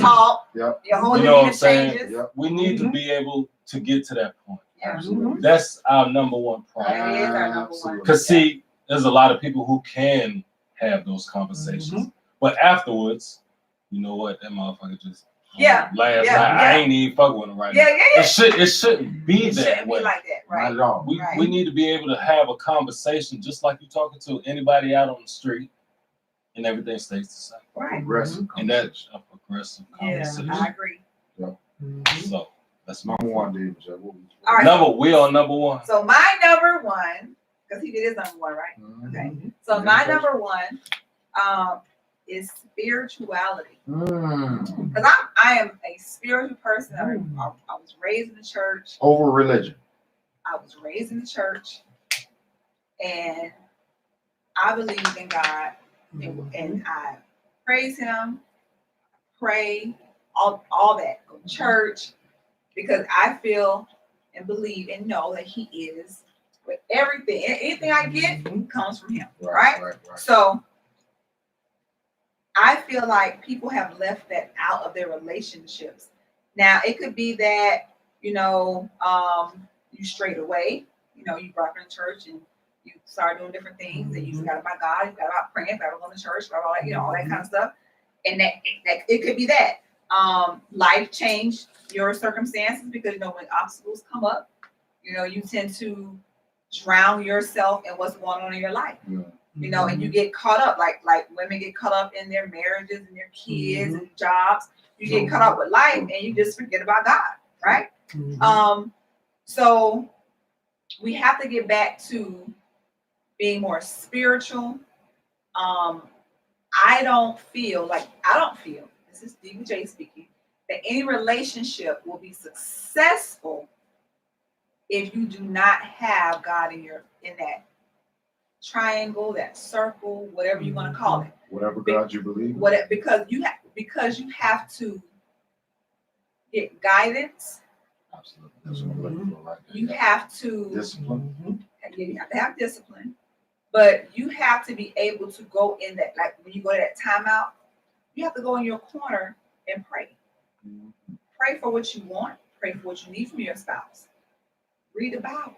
Whatever you got to do to get you to where you need to be. Because sometimes we want things from our spouse and we're trying to force it out of them. And I mentioned this before about you have to speak into the universe what you want. What you want, exactly. So if don't badger him, speak life into him. So whatever it is you need from him, speak that into him. Coach, guide. Right. You gotta pray for it. You have to speak it. You gotta believe. You gotta think it. You gotta live and walk in that. So I feel that is the number one thing that is missing in relationships. If we can get that spirituality back, that communication's gonna fall right, trust is gonna come into play, you're gonna love yourself unconditionally, and finances won't be an issue. That's true. That's true. Won't be an issue. Go ahead. No, this your time, sis. I'm done. I'm just saying, and that's why the finances was my number 5, because again, going back to the spiritual, everything has to be in decency and in order. You weren't even thinking about it. I agree. When you have things out of order, it's not going to fall into order. I agree. So if you're speaking and you're believing and you're taking the necessary steps to be comfortable financially, and you have everything in order, then it's going to fall into place. But if you have if your number one reason why relationships don't work is finances, that's why it's not working. Because you don't have your priorities in order. Finances should never be number one, because you're going into the relationship with the wrong mindset. Especially if your lights ain't getting cut off. Man, come on. Kids ain't want for nothing. You're going into the marriage speaking solely, number one, on finances. You're not thinking about communication, spirituality, trust, self, none of that. You're looking for a provider. You don't have to want for nothing. You ain't got to pay any bills. So basically, you look at your husband solely as a provider. Yeah. That should be your number one. I agree. That should be your I number have one. an opinion on that. It should not be your number one. But society and the way things are now, it's about a man paying all the bills, sending you on trips, buying you bags, and that's what society has shown us that is appropriate, and that's what you should be going for. Which is why you have so many women out here trying to have bad bodies, because they're trying to catch the men with the money, right? Yep. We gotta get our priorities in check. So that was my number one. OG. Well, let me give a different perspective of things, because my number one is finance. And the reason why my number one is finance is not necessarily as far as going into a relationship based upon finances. Finance, for me, while in a relationship, is number one, because it destroys a lot of marriages and relationships. And when the finances is not on one accord, it destroys the communication. It destroys dishonesty. It destroys the loyalty. It destroys so much, because here it is, we're supposed to be a unit, a team. And part of being that team, a key part of being that team is finance. We have to manage the finances accordingly to sustain our household, to move accordingly to where it needs to move. Now I'm gonna say this. The reason why for me, finances is my number one. My women out there, I want y'all to understand one thing. I've done this study. I've looked on different platforms. I've talked to different people. I have a lot of women friends, best friends, sisters. The number one thing I hear women constantly say is that they want a provider. That is the number one thing. When you ask a woman, what does a man need to bring to the table? He has to be a provider. That's number one. Everything else falls after that. So you want a provider, and this man is a provider. And what is not being understood is that this man, which he knows he's a provider, everything falls on this man. So when everything falls short, even though it's not his fault, who does it fall back on? The man. If things go sideways, even though it's not his fault, who does it fall back on? The man. Society looks at the man. If I come around that corner and I see your stuff out of your house, on your front porch, or out of your apartment, on your doorstep, the common denominator what people gonna first relate to is, damn, how he allowed that to happen? When in all actuality, it don't necessarily have to be the man's fault. So financial is when we're so-called, let me not say that. I ain't gonna say follow a man's lead. I'm gonna say follow the individual lead, whoever strong point it is financially. Ding, ding, ding. So whether it's the man or the woman, ding, ding, ding, we both need to go ahead and relinquish that authority as far as financially to immediately. So if it's your woman's strong point to where she know how to handle the bills and maneuver the money, God damn it, baby, you tell me what I need to deposit in this account monthly to keep this household going. Absolutely. You telling me $2,000 on the 25th, that's gonna be $2,000 in that account. Absolutely.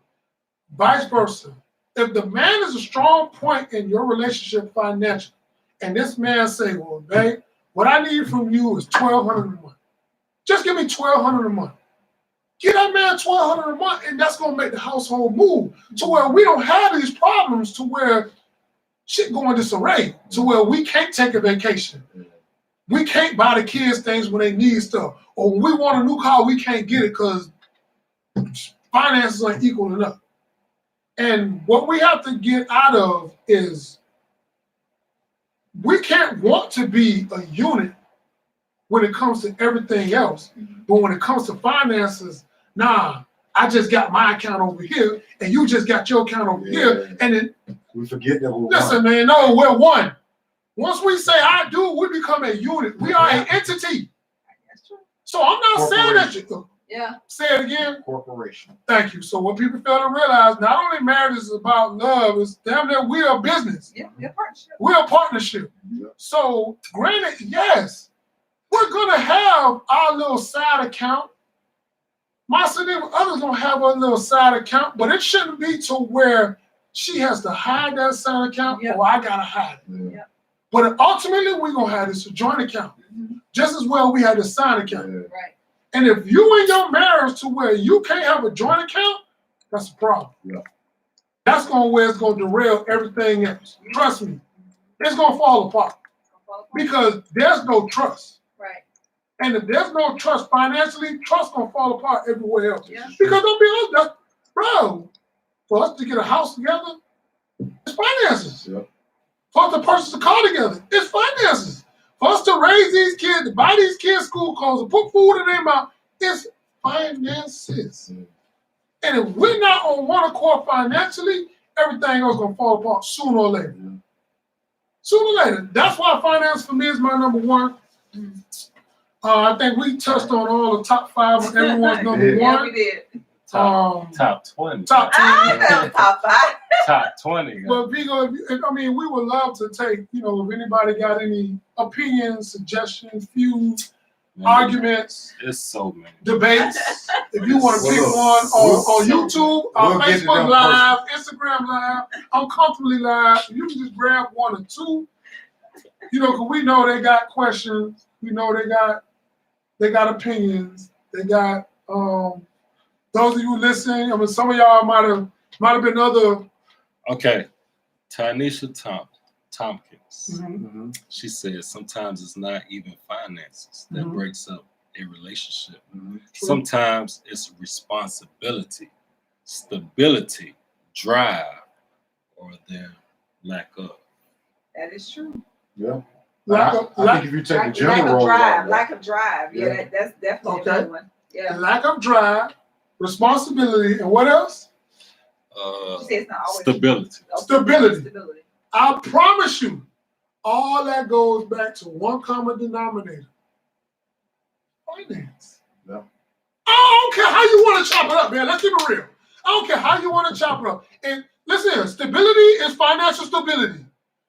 That darn drive is financial drive. Yeah. Because I can sit here, if you're telling me I don't have no drive, I might have drive to go out here and cut the goddamn yard. But to cut the goddamn yard is not bringing in money to help financially keep this household afloat. It all boils down to one thing: financially.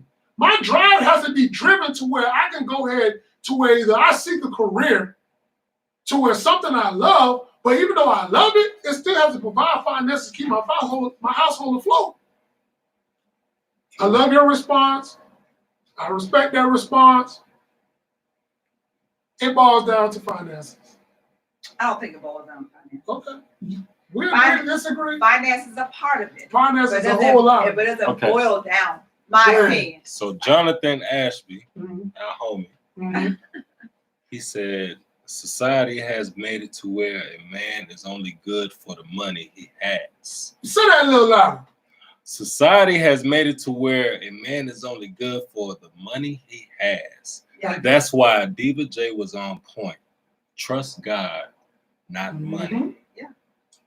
And John, you're right, and my sister is absolutely right. And I want to touch on what she said as far as spirituality is her number one. And that is correct because it starts with that. And as we get into this relationship or this marriage, with everyday living, we lose that. Yeah. And it's our responsibility as man and woman to always keep that at the forefront of the household. Yeah. And she's correct, because if it is at the forefront, everything else will fall in place. Because what happens is that you don't necessarily, the financial, the infidelity, the lack of communication, and all the other top fives that we all had doesn't necessarily stick out like a sore thumb or a thorn, because we got the head at the front. Yeah. And we lose that. And I'm pretty sure I can attest to that. Everybody can attest to that. But that is something we duly have to get back to. Yeah. We have to keep the forefront of, and we have to always use that as our main, as our main ingredient to our relationship. Yeah, we do. Do you have another one? What else we got? So man.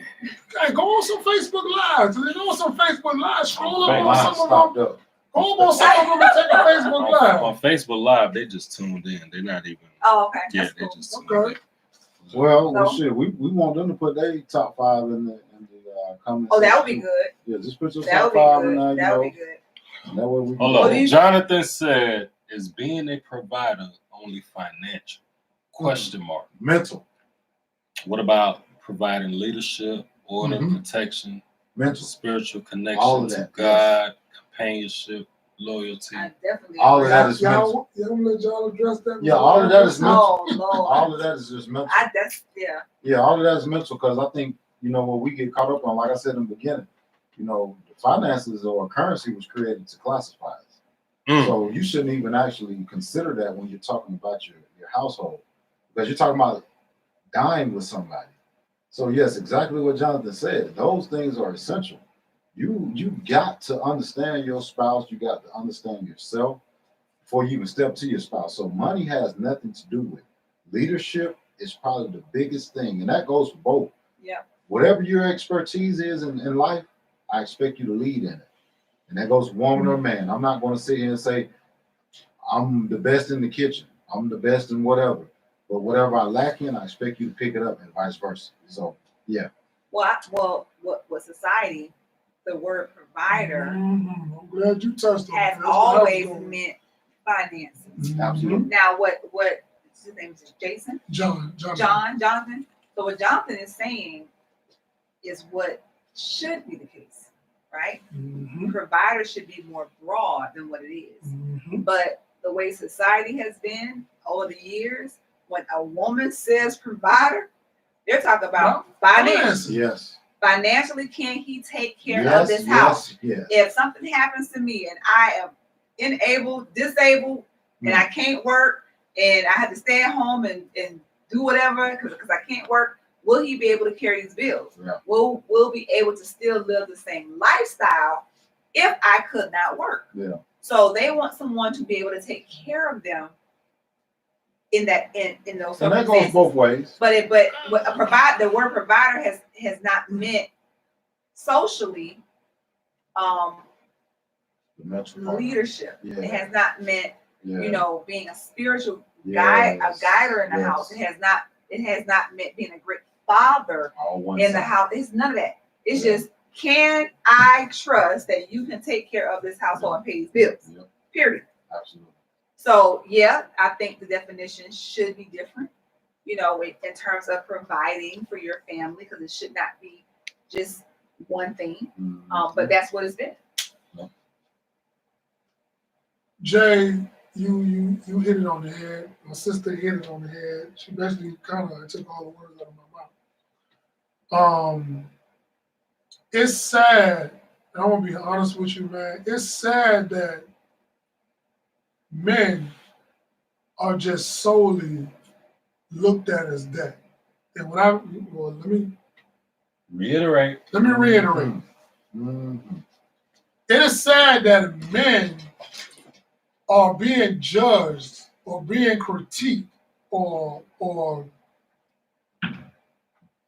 being far as taken as to say, I want to move forward based upon our finances.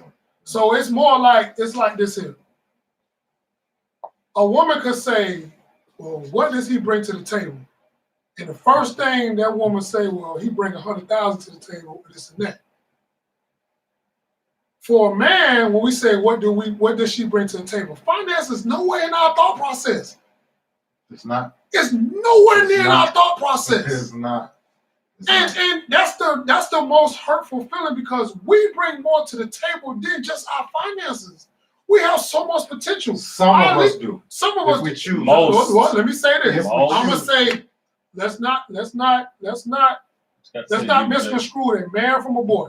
Yeah, we're absolutely. talking a man. That's what I'm talking about right there. A man brings so much more to the table. That's exactly. Our leadership is one thing that is honestly has been, I'm gonna keep it real, been thrown to the wayside.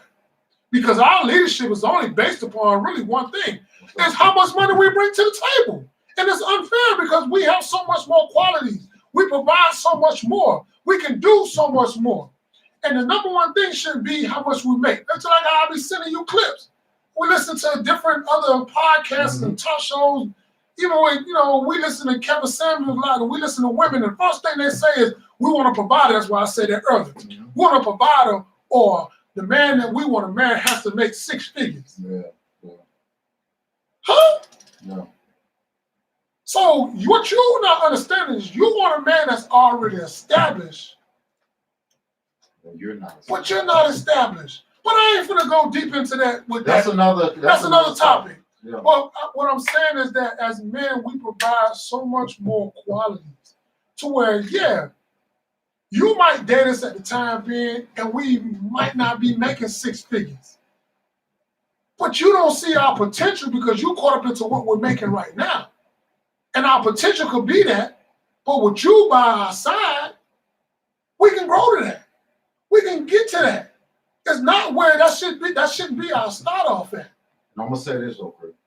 I'm gonna say this. In the woman's defense, because I understand why the world is set up the way it is. And what you're saying, OG, it's true, but a lot of us don't operate that way because of the peak, because of the pussy. We want to get a taste of that before we reveal the actual circumstances we're dealing with.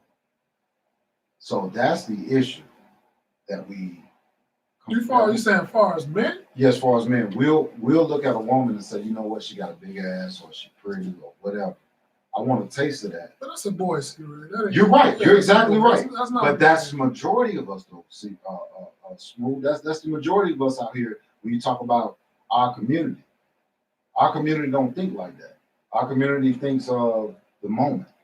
What am I going to get for the moment? What is she going to offer me for the moment? Mm-hmm. And that's our issue.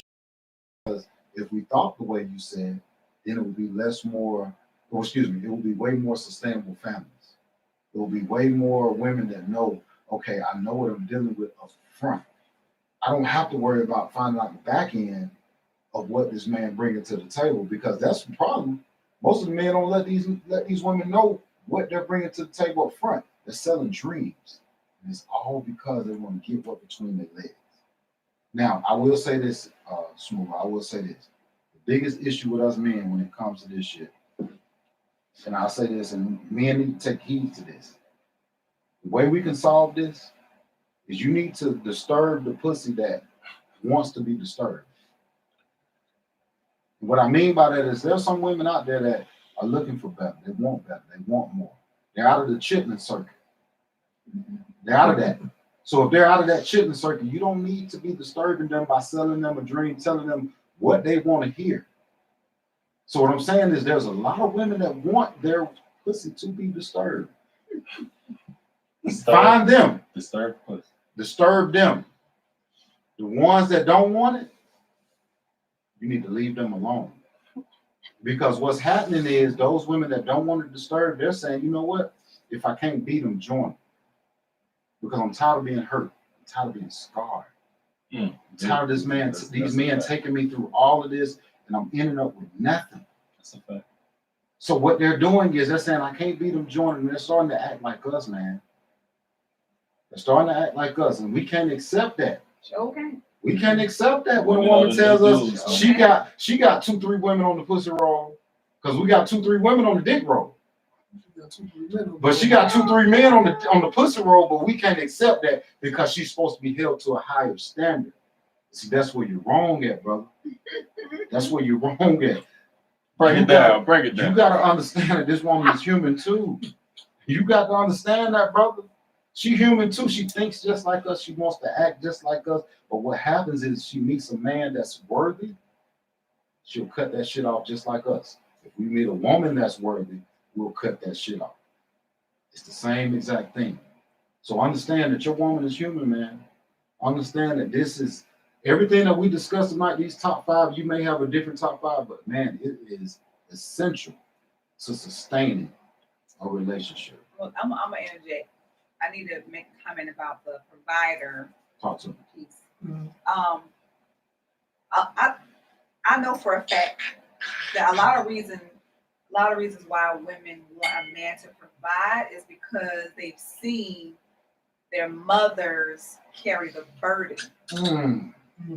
So if you're growing up in a household where the father was no good, father wasn't what he was supposed to do, father was not present, the mom worked 2, 3, 4, 5 jobs to provide for the family.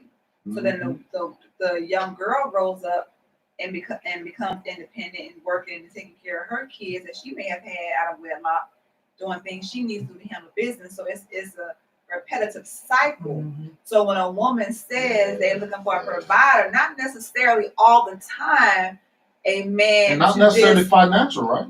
Not necessarily financial, but because they've seen the struggle. They don't want to struggle. They've seen their mom struggle. They don't want to struggle. So I want to have a man that can just take care of things. I don't have to worry about it. I don't have to worry about working a full-time and a part-time. So that is a huge factor. Again, going back to childhood experiences.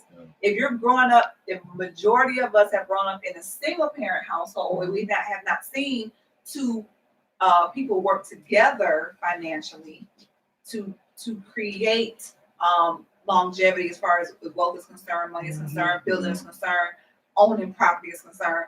And we just seeing that single parent just work. And you have the older siblings taking care of the younger siblings. So women grow up like, I don't want to live like that. I don't want to be working all the time and my kids taking care of each other and I can't even spend time with them.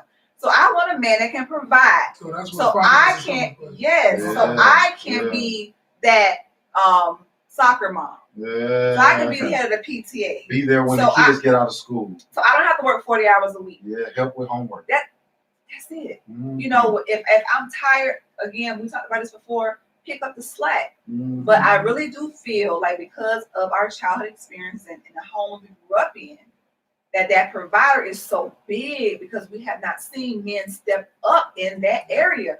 We have not seen men take care of their households. So we have not seen that. That's the first thing you said, what your female friends have said. That's the first thing comes out of my mouth. He got to provide. It's form. But my only thing is there's different genres of providing. It doesn't necessarily have to be financial. It doesn't have to be, but that's where it's coming from. That's what I'm saying. That's part of the problem. Part of the problem is it hasn't been enough men being men in a family setting to show that young girl what to look for. So when they come out of that household and go to college or do whatever they do, all they know is their mom working all the time. I don't want to be in a relationship where I have to work all the time. Absolutely. You see what I'm saying? Absolutely. So I think I think that I'm not saying that's everybody. Yeah. I know society plays a part in that with the six-figure income person. Right. But what I'm saying is that some of that mentality, that mindset of owning a provider is I've never seen it. Yeah. I've never had it. I didn't grow up in that environment. So that's one thing I'm gonna have to worry about. Yep. If I got that covered, I can work on this other stuff. Yeah, absolutely. Because I didn't have that. That's all I'm saying. Most of us did. Right. That's all I'm saying. Gotcha. Yeah. Gotcha. So I think we got that clear, guys. Yep. I think we presented the top 5 to you. OG, you got yours. You know more? Yeah. I just want to make sure. Yeah. Y'all can put y'all top 5 in there. As y'all can see, this is everything that we relate to on this show is vital to our community. So I need y'all to understand that we're not just throwing things out there at y'all. We're really having those uncomfortable conversations. You know, we may laugh, we may joke, but these are conversations that's needed. Right. You know, whether it's your pillow talking or whether it's your everyday conversation with your spouse. But our main goal is to have those relationships and sustain those relationships because, again, like I mentioned in the first episode, you're housing our future, which is your kids. One day your kid may be a senator, one day your kid may be the president, who knows? Right. But what I'm saying is that we got to take care of our future. And these type of conversations are going to allow us to better ourselves, to put our kids in better situations. So I want you guys to just pretty much, like I said, put in comments, talk about it amongst your friends, your family. This is what we're doing. We're just trying to spark those conversations. So I'll go around the table before I actually move on. Is there anything else we need to do as far as clearing our throats? OG, anything else? Not just kind of reiterate what you touched on. We asking our audience to, like RZA say, put in your top 5 because as y'all can see, before we get into the next topic or the next show, we always recap. Yes. So even throughout, from now to our next show, we're going to be sending things out, please. When you put your top 5 in there, we're going to touch on some people's top 5 because, my top 5 is my top 5, her top 5, her top 5, his top 5, his top 5. Yeah. And to be honest with you, like, I'm looking at my top 5, and there's some things that my sis got. I might need to remove something. You know what I'm saying? And I might need to add this and remove that. Same thing with my brother. The same thing with my brother. But see, that's about growth. You know what I'm saying? That's about growth because your top 5 also might have me rethinking something, or might have either one of us rethinking. Well, I didn't think of that. You know what? So it's great to bring different perspective to the show because, like, again, we all seeking growth, and we want that growth from you guys to help us get better. The same way how whatever we can do to help y'all get better. So please chime in. Yes. Put your top 5 in, and if you can, just kind of elaborate. We ain't asking for no story. Just kind of elaborate whatever your top 5 is. We're gonna read it, and then when we recap, we're gonna touch on it. Yes. So and remember, this is y'all platform too. Now, we ain't create this for just us. This is for y'all. So, excuse me, this is for us. Mm-hmm. So y'all pretty much put your input in, whatever it is. I don't care if it's just your opinion. You have just as much voice as we do. So please put that in. Let us know. And like I said, we'll go from there. But DJ, you have something to say? The last thing I want to say is when you do create your top 5, and this is so I want y'all to listen to me. Mm. When you create your top 5, if you are not receiving that from your significant other, you might need to rethink that relationship. Mm-hmm. Let me say it again. Once you create your top 5, if you're not getting what you need from your significant other with those top 5, you might need to rethink that relationship. You probably was against the clock. Because if you were like what we mentioned earlier, you're settling. Mm-hmm. We have to stop settling to fill the void Don't be of afraid loneliness. to be by yourself. We have to stop that.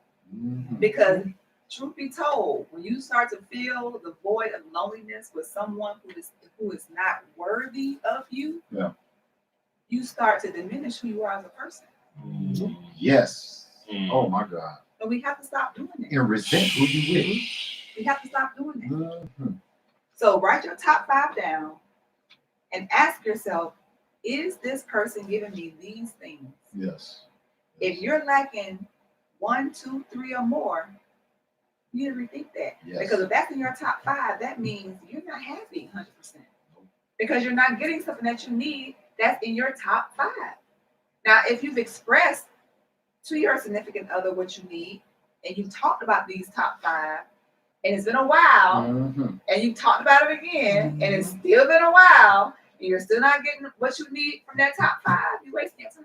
Communication, maybe. You're wasting your time. Yeah. All right, Siri, go ahead and do your business spotlight. Well, I think y'all got it. Put it in the comment section. Like I said, top 5. Just chime in, man. Just let us know how you feel. Because like I said, this is y'all's platform as well. Right. Just to reiterate, again, circle4apparel.com. Shop there.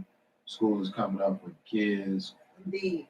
Whatever you need as far as your shopping experiences, you can go there, take a look. Creatively Yours candles. Again, you've seen them burning the whole time. So go there. Creatively Yours can take care of all your candles needs. So if y'all don't know, we do a business spotlight every week. And that business spotlight is something that we pretty much just go out and handpick. We go out and take a business that we feel, a Black business that is, and we feel like that business is needing a little push, or maybe it's just striving, or whatever the case may be. We take that business and we put it on our business spotlight. So today's business spotlight is going to be Sophisticated Tomboy clothing brand. Mm-hmm. This is near and dear to me because this is not only a friend that I play ball with, his sister, but she also married one of my dear friends who created this clothing line. So her name is Lachelle Cummings.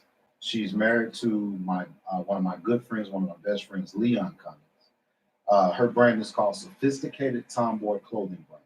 Now, fellas, you may say that this is geared towards the women, but it's really not, because you can go in there and shop for your significant other as well, because it's a women's website, but you can go in there and shop for your significant other. Now, Lachelle Cummings is the creator of this brand that breaks the barriers. Sophisticated Tomboy was created to take women out of this stereotypical box that society tries to put them in. Her brand is a representation of showing you can dress up or down and still be fly. Now, what she wants from people is to simply be confident, be comfortable, be inspirational, be stylish, be fashionable, but most importantly, be you. Mm-hmm. Be you. So women, remember, you can dress up or down, you can still be fly, you can still be sexy. And this is what this brand is all about. You can visit her at her website and check her out at www.sophisticatedtomboy.store. That is www.sophisticatedtomboy.store. Or give her a follow on IG at Sophisticated Tomboy. Now, Again, like we always say, all of this information will be in the description box of this video. And just to touch on that, we are going to upload a clear version of episode 2. I know you guys probably have been looking at episode 2 and probably been like, this ain't going to work for me. But just know, we're going to upload this right after this video. Episode 2 will be in a clear version with a description as far as everything that was from episode 2. And we'll also have episode 3 with the descriptions as well. So just know that. So, sophisticated Tomboy clothing brand. Check her out. IG, and you can actually check her out on the website. All right. So we're gonna go to our flowers. If you've been watching the show 1 and 2, episode 1 and 2, you know that we give our flowers to the people that are still alive because we feel like it's important. We feel like we don't do that enough. So my flowers today are gonna go to us, Comfortably Uncomfortable podcast. I need to do this because it's episode 3, and I don't need to get too deep into our episodes to recognize us. I need to let us know that no matter what, we appreciate each other. Yes. This show, like I told you guys in before, was created not just for our platform to have a voice, but you guys as well. So I want to give our flowers to us. All of the 5 members that we have, which is myself, Diva J, OG, Vigo, and we got our boy E. All of us have a part into moving the ship forward. Right. And I just want to make sure we present these flowers to us to let us know, like, because I know we don't have the following that we want yet. We ain't got the dust that we don't kick up. We ain't got the following that we actually seek yet. That doesn't matter. Our purpose matters. So our purpose is to help our community out. Not just help us out, but just move us forward and help us sustain those relationships. If you're thinking about leaving, if you're thinking about giving up, we just here to tell you, don't give up, don't leave. This is what this platform is for, to spark those conversations and have those conversations with your significant other that may just keep y'all together. So I want to give the flowers to myself, J, G, Vigo, E. I want to give the flowers to y'all, man, and let y'all know that I not only appreciate y'all, but I'm pretty sure eventually there's going to be a crowd of people out there that appreciate all of us for creating this. So again, can you give me a round of applause for the flowers for Comfortably Uncomfortable? Appreciate it. My flowers go to my best friend of, I want to say 18 years. Diane Johnson. We have been what up, dude? We have been super tight from the very first day. She is my voice of reason. When I want to go off on a deep end, she brings me back. She is the one that I call. That's your psychiatrist. Yeah. Okay. She is the one I call when I need someone to listen to me, but to also give me some great advice. She's not going to tell me the emotional advice. She's going to give me the concrete advice.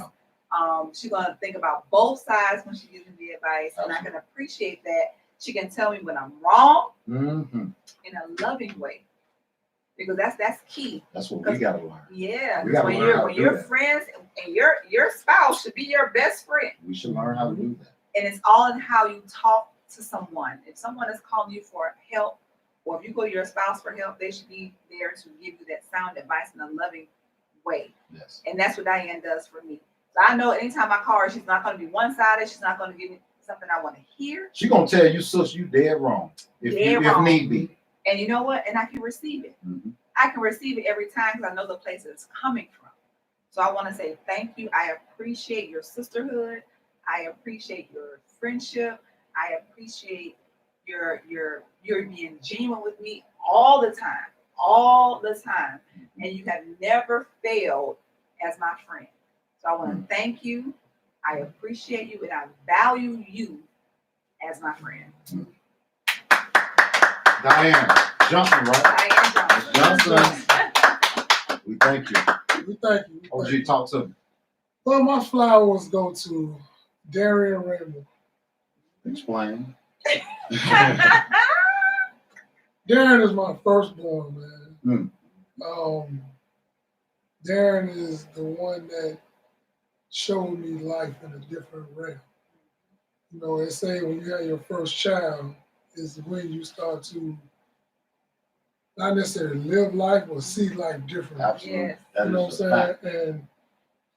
And that truly happened with him, you know, especially as a man. So Darren, we learn, or we buckle down, you know. And what's crazy is, as a father, it's your job and your responsibility to teach your child and raise your child and grow your child. mm-hmm. But sometimes as a father, we don't sit back and see that that child is really teaching us. You get what I'm saying? Boy, and, hit that shit on the head, though. And I've truly learned a lot with my firstborn. And it has truly helped me with my other two. Yeah. Because it allowed me to see certain things, you know. And with our relationship, it has its ups and downs. But every relationship, regardless of what it is.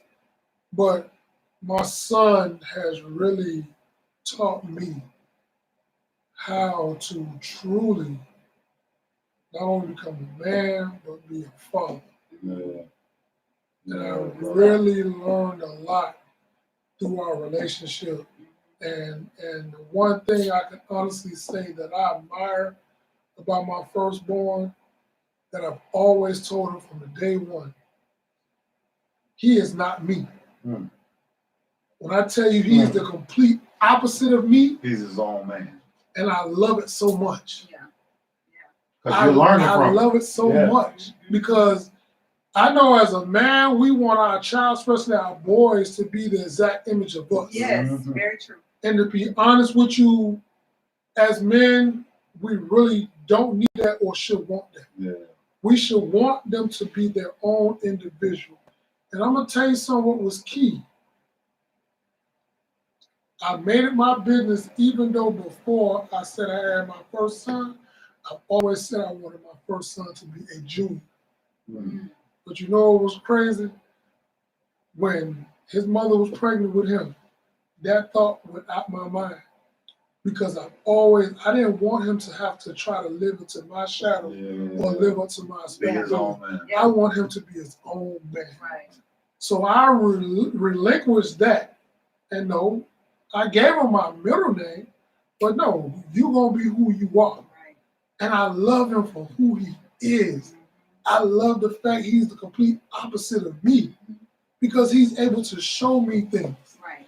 You know what I'm saying? And this young man, he's in college. My man, listen. We need to shout you out. Yeah, when I tell you, like, what he takes serious, you know what I'm saying? Like, he don't play by the schoolwork. Darren, we need to shout you out. My son is a 3.9 freshman year at Jackson State. That's great. He's a part of the Sonic Boom. Down there with Dion. He's a part of the Sonic Boom. That's great. And he took his high school extremely serious. Yeah. You know, so son, I commend you. Yeah. We commend you. I love you. We commend you, brother. I respect you. Keep going for us, bro. I adore you. I admire you. That's great. Man, I tell you, like, you know, I've learned so much from you. Keep up the great work, which I know you are, without me having to be a fan, because it's who you are. Right. Part of the band too, right? Oh, he's just a part of the Sonic Boom, so make sure you get it right. Sonic Boom. If I don't say Sonic Boom, we're gonna be like, oh, y'all already know what time it is. Sonic Boom. Sonic Boom. HBCU, you know what time it is.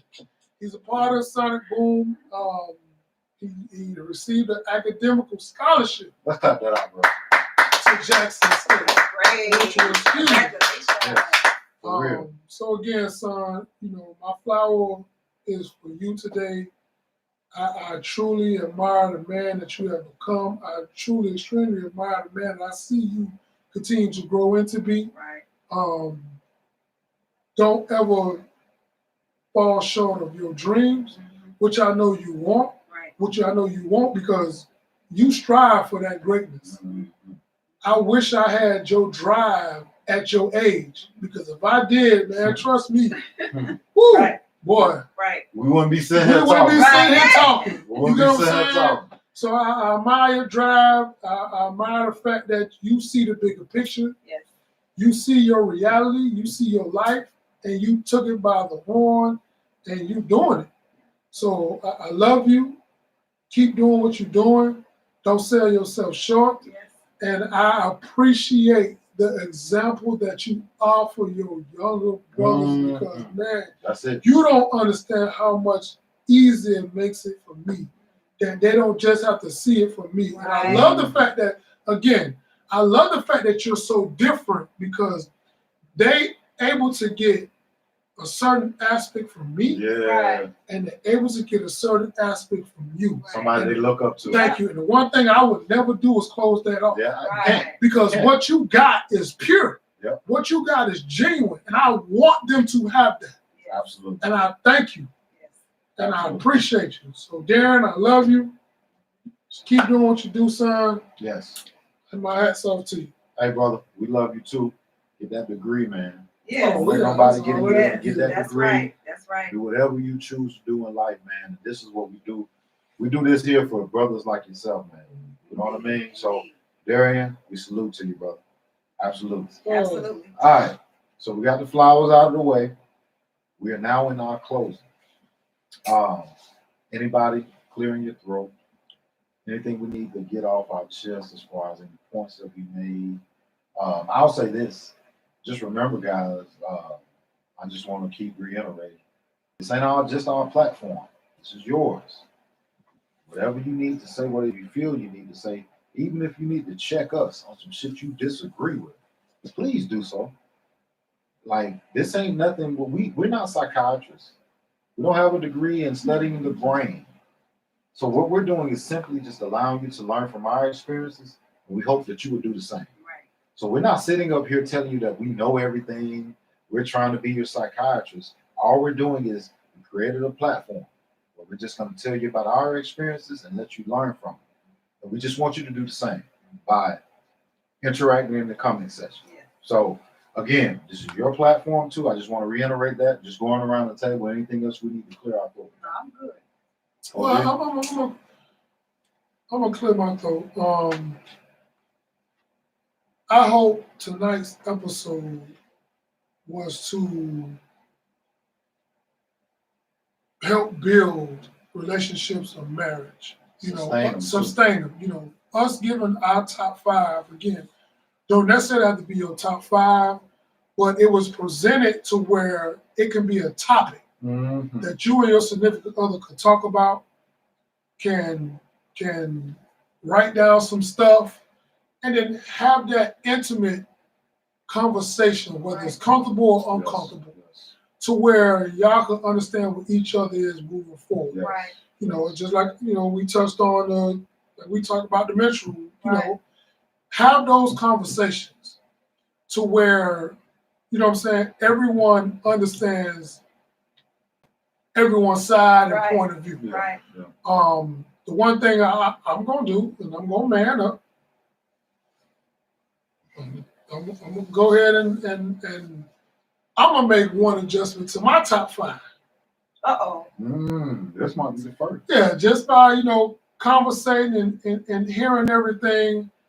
And tell us what you're replacing it with, too. I'm going to do some shuffling. I'm replacing and I'm removing the infidelity. Replacing it with what? And what I'm replacing it with is spirituality and having that as the forefront. Yeah, having that at the forefront. And I'm going to move that to number 1 and bump the other 2 down. See, DJ? Yeah. No, that's what we need. That's why we having these conversations. It's about having these conversations, and it's good to hear different perspective and other people's top 5 to where it makes you rethink certain things. Yeah. You know what I'm saying? To where, like, you might think at this point in time, and later on down the line, it could be your number 4 deal breaker, or your number 5 deal breaker, to where, you know what? Nah, because I'm going to say, and the reason why I'm putting that number 1, this is the main reason. The main reason why I'm putting that number one, because if I decide to date you and that's not a priority of yours, oh, we're no longer dating. So that's why that has to be number one for me, because that is a requirement from the jump. And I must tell you this, and my sister can vouch for it. My sister know.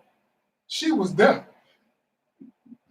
Because that is extremely important for me, because before I even said I do, my sister watched me get baptized. She watched me go into that water. See, a lot of y'all don't know how far me and Draco got. So I have to remove. I definitely, as you know, I have to remove number 4. Absolutely. I have to put that as number 1. That's just you being honest. That's just me being honest. Yes, that's you being honest. So I thank the platform for getting me to reshuffle. That's what this is for. That's all it's for. That's all it's for. So and sometimes sometimes it takes another person's perspective. Exactly. To see those lenses. To see through those lenses. Yep. Because